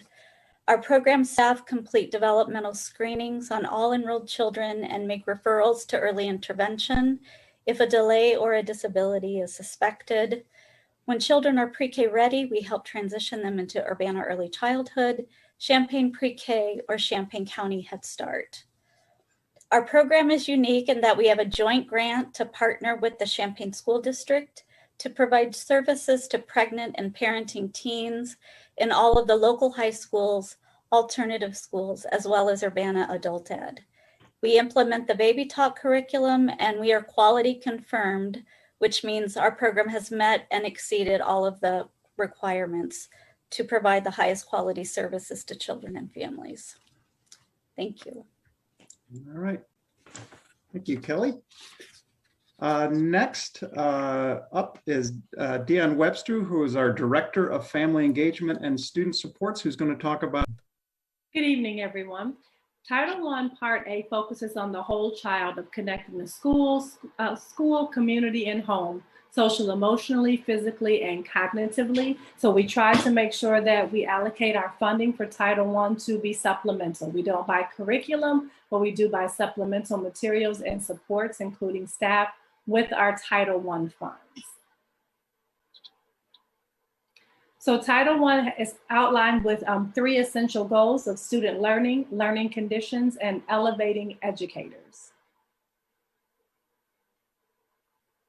This is a general breakdown of how we have allocated our funding in Title I. We have money set aside for instructional materials and supplies for all schools. The amount that each school received is based on their their SES, their social economic status. Each school gets an allocation based on that number, and we do keep track of that. We have spent $1.1 million on salaries and benefits for instructional coaches, salary and benefits for the high school reading interventionists to support our high school students, and then the education media services employees' salary and benefits are also in the Title I grant to support technology throughout all of our schools, especially very helpful this year with remote learning. We purchase a variety of electronic subscriptions with Title I funds. We support family engagement activities and events, professional development activities. This summer, we will be having a virtual literacy boot camp. We must support non-public schools for any non-public schools who educate Urbana residents. And then we have spent money for Chromebooks, Chromebook chargers, and Chromebook hearts this year. Okay, thank you, Deanne. in the spirit of Title I, there is another small Title I grant. And as I mentioned before, some grants are more targeted, and this Title I Part B grant is an example of a more targeted grant. As you can see on there, the purpose of this grant is to support the education of students who might be in local or state institutions. Urbana happens to have Cunningham Children's Home within its boundaries. So we have a population of students that are residentially placed there by DCFS. So we do get some funds to help support their education. So you can see on here some of the things we use that money for, and that is things like supporting the extended school year that Gerber has. So those students continue to have school experiences through June and July, through much of the summer, to continue their education. We pay to fund a public school liaison. That is because some of the students that live at Gerber do go to our public schools, and that public school liaison helps connect the residential program staff with the school staff, and helps the outcomes for those students to be successful when they do attend our public schools. And you can see there's some money set aside there for instructional materials, some training and materials for our therapeutic crisis intervention trainers, which is a critical piece of our work with our students in that population, and professional development monies for Gerber staff members. And so this grant is a little over $100,000. Okay, next is Yvonda Smith, our Director of Professional Development, who's going to be talking about our Title I-A school improvement grants. Thank you. I have the next 5 slides, and the next 5 slides will cover Title I School Improvement Grant 1003A, which is also known as the Ill Empower School Grants. So right now we total have 5 schools: Dr. Williams Elementary School, Thomas Paine Elementary School, Yankee Ridge Elementary School, Wiley Elementary School, and Urbana Middle School that have been identified for comprehensive support. This means that each school has received monetary support from IHSCDEA, a school support coordinator, and also a learning partner to provide professional development for the staff in order to support their school improvement plans. Currently, right now, you are looking at Wiley Elementary School, and you see that they were given a total of $118,675. Each school, you can go ahead to the next one. Okay. Each school has identified areas as far as materials and resources, stipends for staff, professional development, and also how to link the families into being a learning partner with the school as well. Ill Empower is a statewide system of differentiated supports and accountability to improve student learning, purposely to design capacity development to help our schools strengthen their needs and their building support so that they can meet the needs of the student. Schools are informed through a continuous school improvement process, which includes looking at the data on a regular basis with our school support coordinators, and also looking at those school quality indicators to see where they need to make adjustments for their school improvement plan, and to also to make sure their assessments are in line with what they are needing. You can go to the next slide. Each one of these schools this year has submitted a budget in order to support their school's needs. What they first have to do is go back to their school improvement team and generate a budget based around their needs of their building. This is done through a building analysis, and also it is done through parent feedback, and also through a survey. Each school provides staff development. They provide instructional materials and resources for the students, which can include Chromebooks, which is what you see here for Urbana Middle School. They purchase additional Chromebooks for their school, and also some other things as far as like Zoom packages so that they can meet the capacity of their school. Next slide, please. In addition, you may find that some schools even provided their schools with literacy or math interventionists. And then there also was a link of supporting families. It is the goal, it is the intent, it is the purpose for each one of our school improvement schools to make sure they are updating not only their staff and the school improvement teams, but also their parents and families about how this money is allocated and how it is spent each year. Very good. All right. Thank you, Yvonda.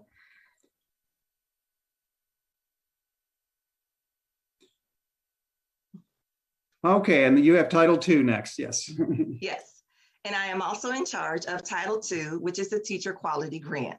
The purpose of this grant is to provide not only looking at the funds to support student academic achievement, but also looking at what are we doing through recruitment, hiring, and retention practices, and also what supports and resources do our teachers need as far as conferences, workshops, webinars, and also providing not only at Winter Institute, but ongoing professional development training.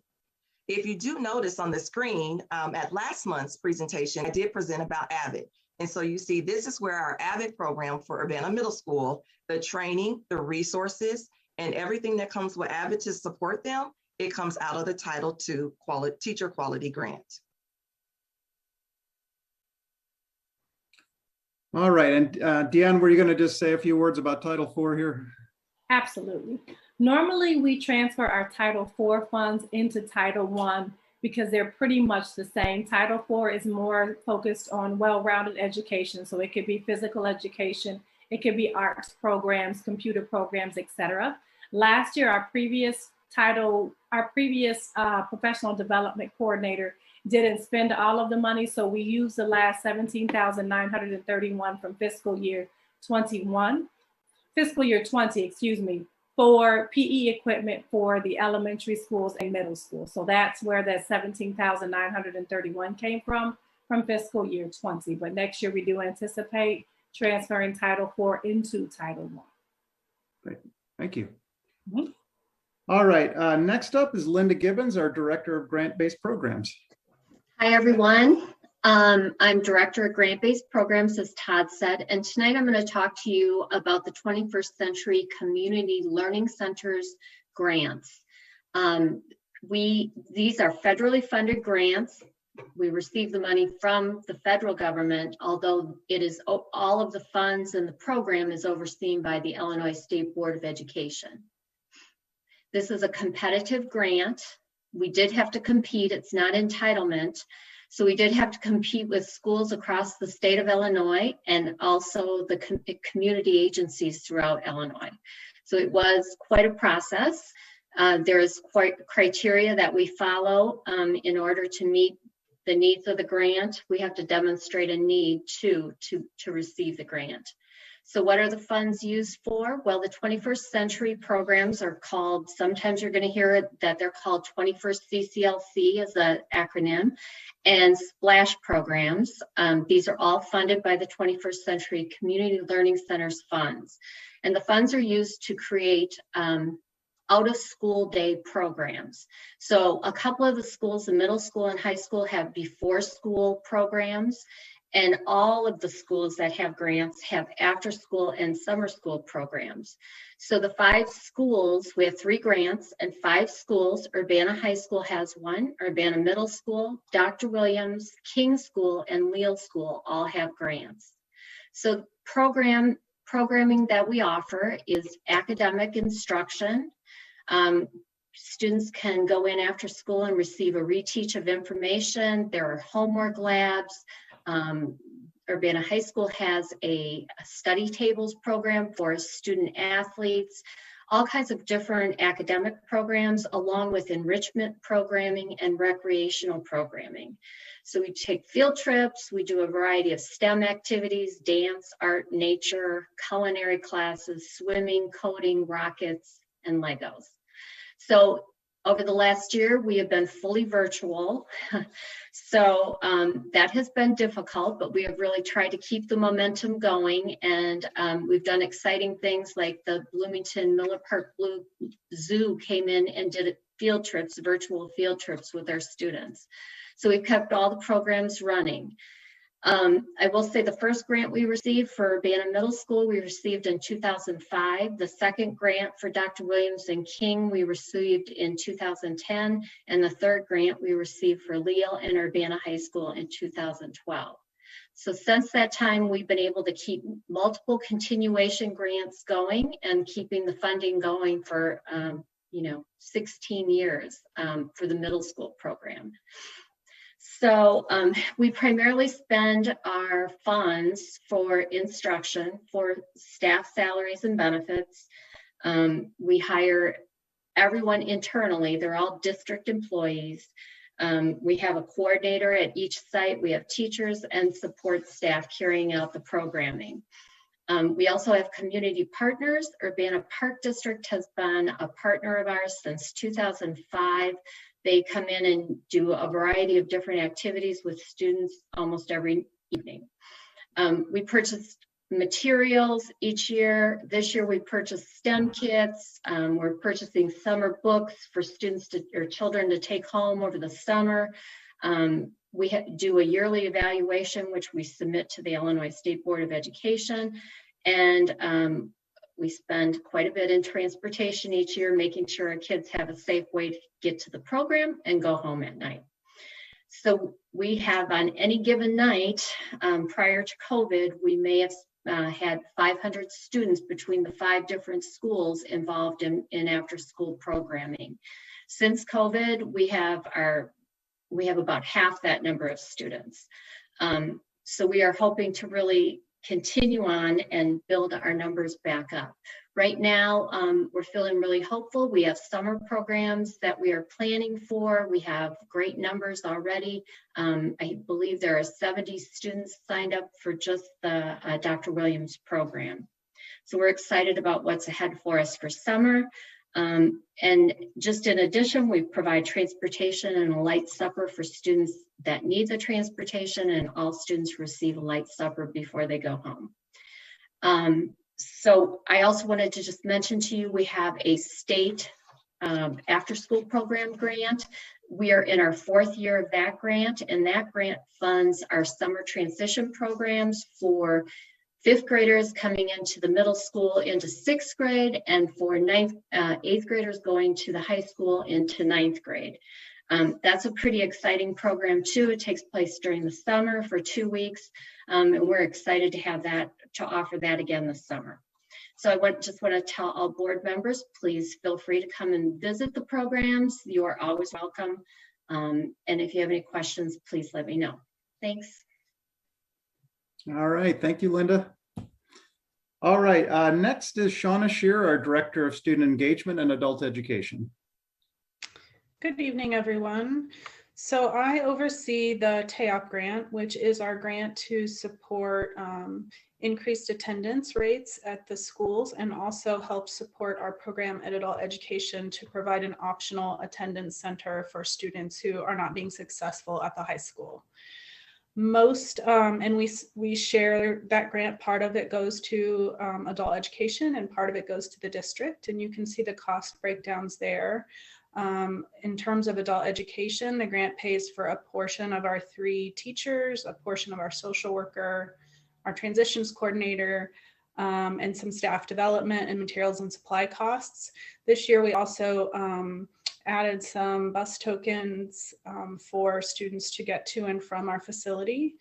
And then it also pays a portion of the SEA's salary for the district. The SEAs are the student engagement advocates, and it's their responsibility in the buildings that they work in to ensure that they are tracking student attendance data and developing interventions and family supports for students who are struggling with attendance. We did, last year was a competitive grant year going into this year, and this has been the first year. FY21 is the first year of a 3-year cycle. And you can see there we did get an increase, so that was good news. We were able to fund a little bit more of the SEA's salary for this current year. We don't anticipate any funding changes for next year because it is a 3-year cycle. All right, thank you, Shauna. Okay, next is Lupe Riccone, our Director of Bilingual Programs. Thank you. Good evening. So I oversee Title III grants for the district. These grants are another supplemental funding source that we have to assist with the needs of our emergent bilingual students, as well as our immigrant students and any newcomer students. The overall goals are, to really make sure that they are getting high quality instruction that aligns with the state, and to help students reach English proficiency, as well as providing support for native language, providing support to the buildings and the staff to make sure that we are doing everything possible to make sure that our emergent bilinguals can be successful, as well as providing some support to our parent, family, and communities, and our any needs that our families might have. So with that, the grant is, there are two components. The first component being the Immigrant Education Program, which is based on numerous factors, but it's largely 3 years of enrollment of newcomer students that are first arrivals from out of country. Over the years, the past 2 years, our numbers of new immigrant students has been declining. So again, this year we were not awarded any funds for that portion of the grant. The rest of the grant is our language instructional program, which the majority of that funding goes to salaries and benefits for our native language support TAs, some bilingual TAs that help students in the classroom, as well as some money for supplies and materials. I also allot some money to help support with professional development, including a Grow Your Own program specifically through the Title III grant to help teachers make sure that they get the proper credentials in order to be ESL and bilingual certified, as well as a small portion that I also support with parent engagement needs. Very good. Thank you, Lupe. Okay, I have the next couple of slides here with the Individuals with Disabilities Education Act funding. We have two grants that we get from the federal government for IDEA. One is a relatively small grant that is pictured here on this page, and this is a preschool focused grant for students, children with disabilities ages 3 to 5. The funding this year for that is typically what we've used it for, and this funds the salary and benefits for 3 early childhood teaching assistants for their, as I said, their salary and benefits. This funding has been relatively stable for the last several years, about almost $76,000 this year. Not sure about funding for this, but I'm not anticipating any significant changes for the upcoming fiscal year, and I'm projecting level funding based on what's happened the last several years. Our larger IDEA grant, that the budget for it was about $1.36 million this year. This is federal funding we get to supplement the education for students with disabilities to ensure that they receive a free and appropriate public education in the least restrictive environment. As with some of our other grants, this funds a lot of salaries. Most of the grant goes to fund salaries for teaching assistants, and this year that supported 36 teaching assistants and a sign language interpreter. We also use this grant to purchase supplemental technology, things like iPads, laptops, and Chromebooks for use by students with IEPs and staff who work with them. 5% of this grant needs to be set aside for professional development, and I put some examples of how we use that. The district does have 4 therapeutic crisis intervention trainers where we train our staff in TCI for de-escalation techniques, so that helps fund their training and the retraining of our staff in that TCI model. And one thing I did want to highlight on this is we were also able to use this funding for 38, and I put staff on here, but I guess I should say staff, and we had some board members and a parent that went to this Paula Kluth Inclusion Conference. So we had some teachers that won, instructional coaches, building administrators, central office administrators, a variety of folks went to this virtual Paula Kluth conference this last month, and that was a great experience. We even had a couple board members able to go. We also use it to fund salary and benefits for 1.5 positions for special education secretaries at a couple of our buildings, and a 1.5 special education facilitator. I'm not sure about funding for this. I'm not expecting less funding for FY22. I have heard things out of the federal government and the U.S. Department of Education having a new commitment to increase funding for students with disabilities. So I am hopeful on that. I have not seen our allocation for this next year, but hopefully we will get that soon. So those are our IDEA grants. Our last presenter of the evening is Kim Norton, our Assistant Superintendent for Student Learning, who's going to talk to us about our newest grant, our 3 ESSERS grants.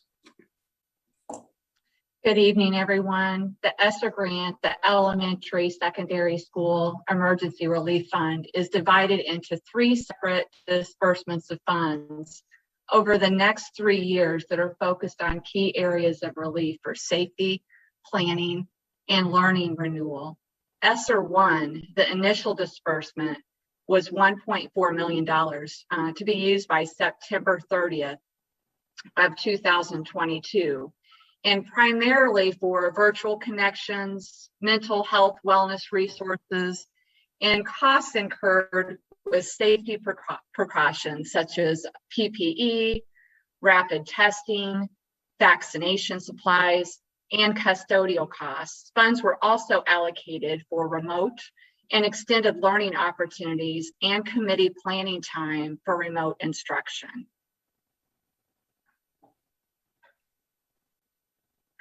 ESSER 2 funds are to be used by September 2023 and address learning renewal, preparation for reopening schools by making improvements such as being prepared for symptom screening and wellness. Devices that are used for that or materials are thermal cameras, PPE, enhanced cleaning, sanitizing, additional custodians, UV light disinfection equipment are all examples of measures taken. Making upgrades to improve air quality in school buildings by reducing airborne virus transmission. We utilize HVAC upgrades, air purifiers, HEPA filters. Those are also a priority.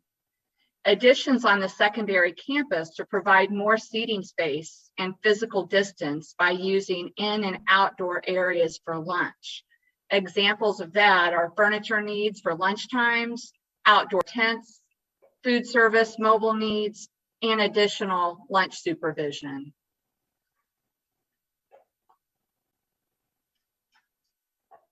And finally, ESSER 3 allocations are based on the percentage of ESEA Elementary Secondary Education Act, and the funds are to be used by September 30th of 2024, and it's a little over $14 million.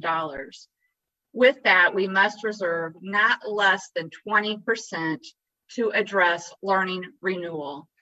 Our state superintendent, Dr. Ayala, has stressed repeatedly that funds are to be used for learning renewal through curriculum alignment, digital resources along with PD, and interim or benchmark assessments so that we have a valid and reliable set of data to make instructional decisions and differentiate accordingly for students.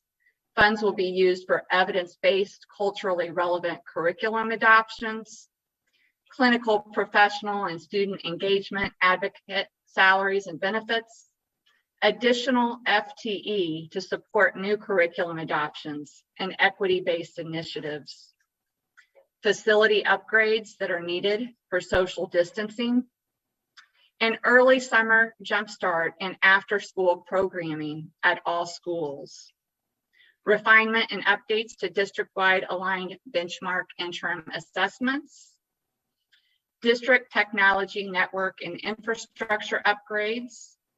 Again, these funds will be used for the next 3 years in these areas, and we have to spend these funds until September 30th of 2024.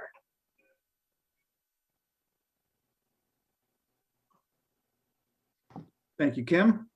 All right, I just wanted, as we're wrapping up here, to give thanks to all of the individuals that helped out with this process. Many of them are here tonight. A few of them might not be here tonight, but all of them participated in the development of this presentation and our consolidated district plan. I will just mention to the board, a lot of work goes into coordinating these grants and kind of being the liaison between, the state government, federal government, grant requirements, connecting with our building and stakeholders. So I'm truly appreciative of everybody who participated in this process and helps make it all work. So our next steps at the next board meeting, we'll be asking for approval of our consolidated district plan so we can get it submitted to ISBE. We are happy to answer any questions you may have tonight. I know that was a ton of information. If you also have questions after this or in the next couple of weeks, longstanding board members, newer board members, I'm happy to be a liaison if you have questions about specific grants to either answer those questions or get you to the right grant coordinator who can answer the questions for you. Board, are there any questions? Yeah, I was just wondering, I think in some of the earlier grants, there was the possibility of an increase or additional funds. Has that money already kind of been allocated then? If like there's a perceived, I guess, knowing that you will get more money, do you already know where that will go? And that maybe was more in the early childhood grant. Yeah, Laura, so we will anticipate going up to what we were allocated or should have been allocated this year. And so that funding has already been allocated to paying for the full salaries of our staff. When we were reduced a little bit this year, that's the district will have to pick up some of the already predetermined staffing needs that we had. And so if we get that money back, which we are going to, based on everything we're hearing from the state, we will take some of that money back off of the district funds that will cover some of those salaries. Thank you. Anyone else have further questions?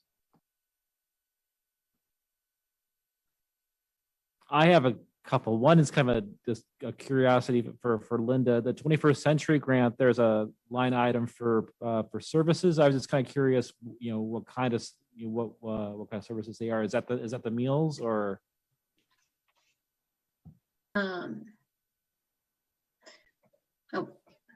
Okay.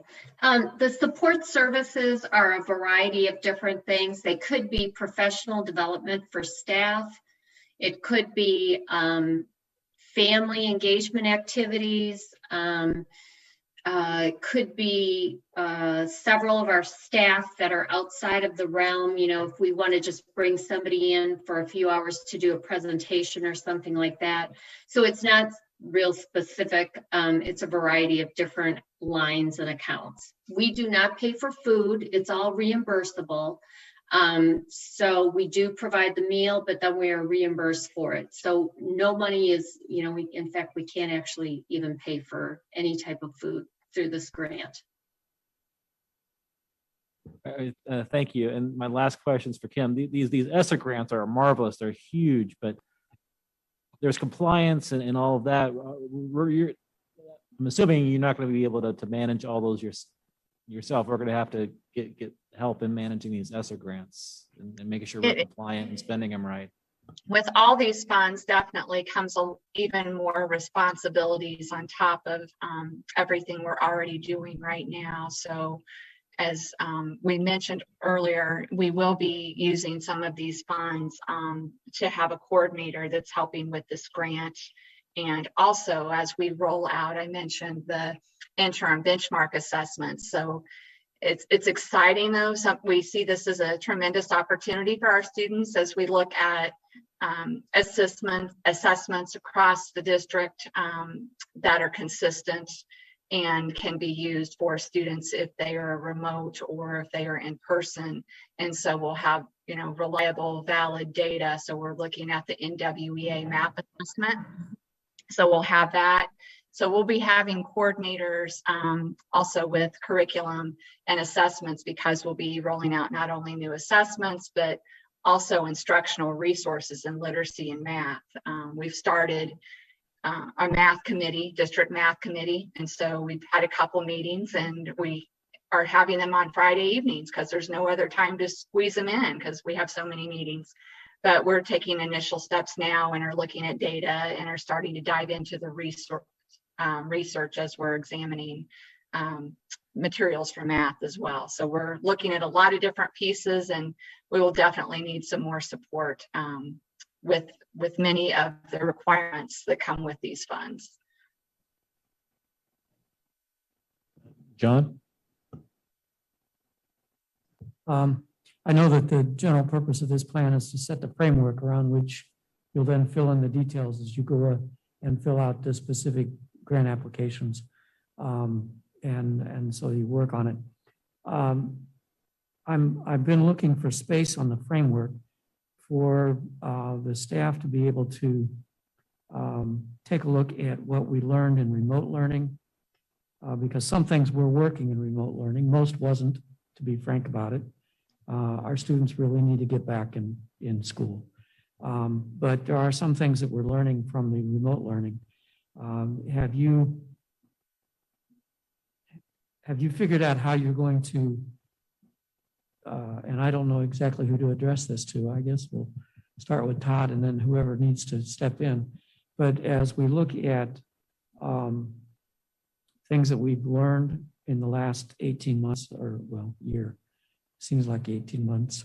I guess it's been, what, 14 months. And how we might apply some of those lessons to getting our schools back open and our students re-engaged. I'm particularly concerned about people for whom most of remote learning just didn't work for them. And we've got to play a lot of catch up. And so have we been able to find a path through all of this framework to help make that happen? And I'll let the rest of the administrative team jump in too, but John, to me, it starts this summer. And I think we've talked a little bit about the number of summer learning opportunities we're going to have at all of our schools for students to start re-engaging, reconnecting with that school process. So we are already using a lot of our funds. We're building our funds in for that, from early childhood through high school, through Gerber, through all of those places as a starting point there. So there's one answer. And might be a little far afield on your question, but in terms of lesson learned, one thing that I've learned as a special education administrator this year, as I go to meetings and I talk with some of my teachers, things like Zoom, while they might be a little not the greatest for some things, I think we've had some better participation by some of our families and teachers in IEP meetings and other things, because it's another way that parents can connect from wherever they are. And if they can't come into the school for whatever reason or have other things going on, but they can attend a Zoom meeting and be part of that process, there's some lessons learned there in terms of engaging with our families in ways that work for them. And I'd like to add, I just can't commend our teachers enough that are serving on our instructional planning committees. We have very frank and respectful conversations, and we're doing it with 40 and 50 individuals in a group. And we are getting so much work accomplished from week to week. It's absolutely amazing. But John, we're doing some of the things that you have mentioned and really looking at what things are we keeping, what things will we let go. If there's some things that are working, maybe today we talked about the Seesaw platform that we were using up until first grade, and we had a discussion about that we need to continue that into second grade. And so we're looking at some things that we can put in place to be more consistent across the board. Again, looking at our data so that we can really differentiate instruction for students. But we have learned a lot from sharing and from those planning meetings as we move forward of what we will be providing for our students as we finish up the year, and then into the summer with extended learning opportunities, and then into next year with also extended opportunities beyond the school day as well.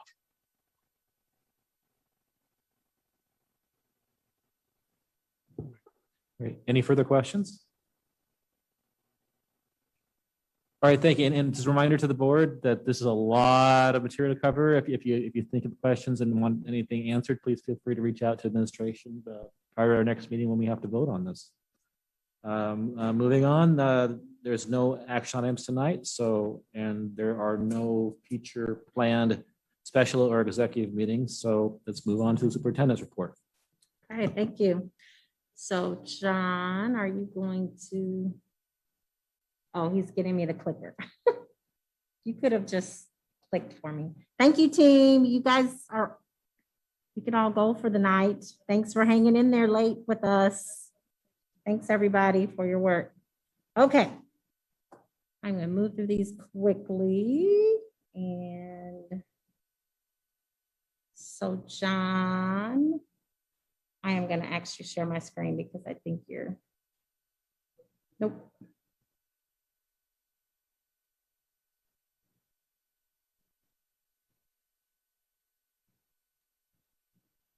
Okay, can you see my? Yes, can I share my screen? Okay, because you are missing a slide. Well, while he's pulling it up, I'll just go ahead and talk about it. So I wanted to say, first of all, thanking our teachers for, I thought I was sharing John, but it is not sharing. Okay. Okay. So the first slide was, this week is Teacher Appreciation Week, so sorry about that. We are also, I'm going to go back because I need my slide. So we also, what'd you say?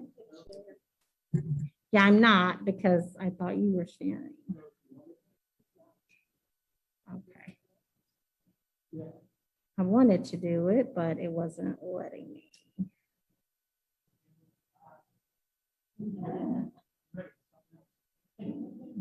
Yeah, just share it, John. I will just bypass the first slide and just talk about it.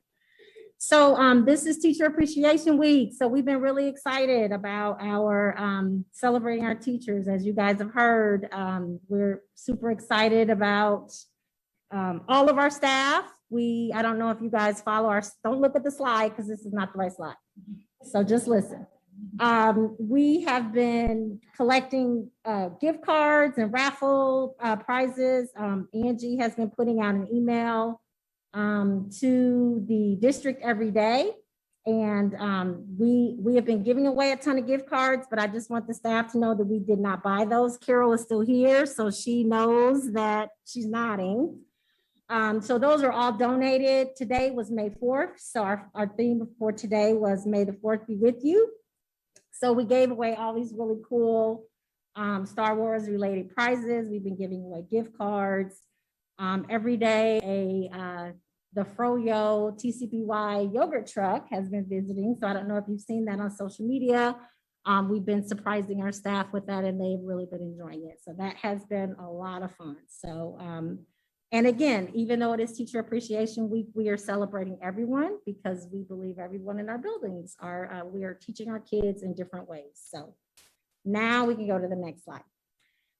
This next picture is a picture of the roof. I want to say again, a huge thank you to Jason Liggett for helping us have this in-person meeting tonight. We wanted to be able to welcome in our new board members and celebrate our outgoing members. At the same time, we have had all these student awards that we needed to do. So this took a lot of work. I don't know that we can do this every single meeting. I know Jason, we have been borrowing equipment and he and John have been diligently working to make this happen tonight. So I just wanted to thank both of them and the IT team for all the work to get us to this space tonight. Discussions are still happening. I just wanted to say to the public, as we continue to explore options for a new board meeting space, I have been reaching out all throughout the community. The first Tuesday of the month, almost every public board meets. So there are not a lot of spaces where we can go and be televised and do what we're doing here on both Tuesdays of the month. So it has been a little difficult, but we're still working on it. So hopefully we will be, we're just continuing to have those conversations. So hopefully we'll be able to bring updates to you very soon. Okay, next, John. I'm so used to driving the Zooms, it's hard to have. So Mr. Lincoln is home at Urbana High School and he looks brand new. So most of you, if not all of you, hopefully have heard about Mr. Lincoln. Mr. Lincoln was a donation from Frank Gallo, artist who passed away just a few years ago. I would like to publicly thank Steve and Barbara Beckett for their support in restoring Mr. Lincoln to his original condition. I called Steve a few weeks ago and we've had the bust kind of sitting and not really doing anything with it the last 2 years. And I called Steve, I don't know, about 3 or 4 weeks ago. John, well, it's been longer than that. It's been maybe a month and a half. John and I were at the high school. And I called him the very next day. And that same day, he said, I'm going to come and pick it up. And he took it to Cranard Art Museum. I want to thank Nathan Grimes from Cranard for all of his work. Steve funded the project and the district didn't have to pay anything for it. It was a donation. Mr. Beckett is a class of 66 grad, which is also the year that the artist Frank Gallo donated Mr. Lincoln to our district. So because he is such a avid Lincoln historian, he took it on as a kind of a personal love project. So if you look on the picture on the right, you can see what he looks like fully restored. We will be finding a permanent home for him at Urbana High School and building a protective kind of case to make sure that he doesn't deteriorate into the condition that he was in when before we got him fixed. So we're really excited about that. Thomas Paine engagement event. So we have been having some schematic design meetings with the Thomas Paine design team. We had our another meeting on Monday, this past Monday. May 10th, we are having an engagement event. We just finalized the details today, actually, with the Thomas Paine PTA. So we're going to offer an in-person option as well as a virtual option prior to the Thomas Paine PTA meeting. Architects and administrators will be on hand to answer questions. We'll collect comment cards from people who come in person as well as online. A couple of the questions we're asking people who show up or who participate is what aspects of the Thomas Paine project excite you the most? Do you have specific feedback for consideration into the design? And is there anything that you want the team to know? We'll have boards, easel boards up in person. We're going to have a video so people can kind of see a 360 view outside of what the building will look like. So we're looking forward to that next Monday from 5:30 to 6:30. It will be just an hour because they're going to have their regular PTA meeting starting at 6:30. And then next is meet our new high school principal. So we have been working with Mr. Nance to finalize when he will be able to come back and visit Urbana. He will be here for a couple of days prior to graduation. So one of those days on May 27th, we will be opening. We're not quite sure if we're going to do this in the gym or outside, but right now I'm just saying at Urbana High School from 4 to 6 on May 27th. Mr. Nance will be joining us at graduation as well. So we're really excited about that. So we will start PRing that and getting that out to make sure that our families are available and can set aside that time during that 2-hour block to come and meet their new principal and students, of course. So that is it. Fantastic. Does anybody have any board reports tonight? All right, if not, I'd like to entertain a motion for adjournment. So moved. Second. Roll call, please.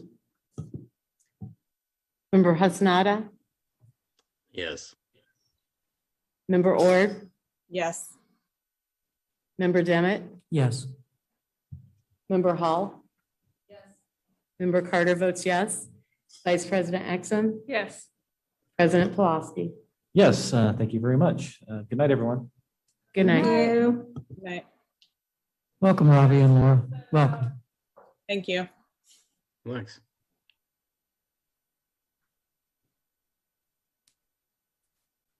Yes, thank you.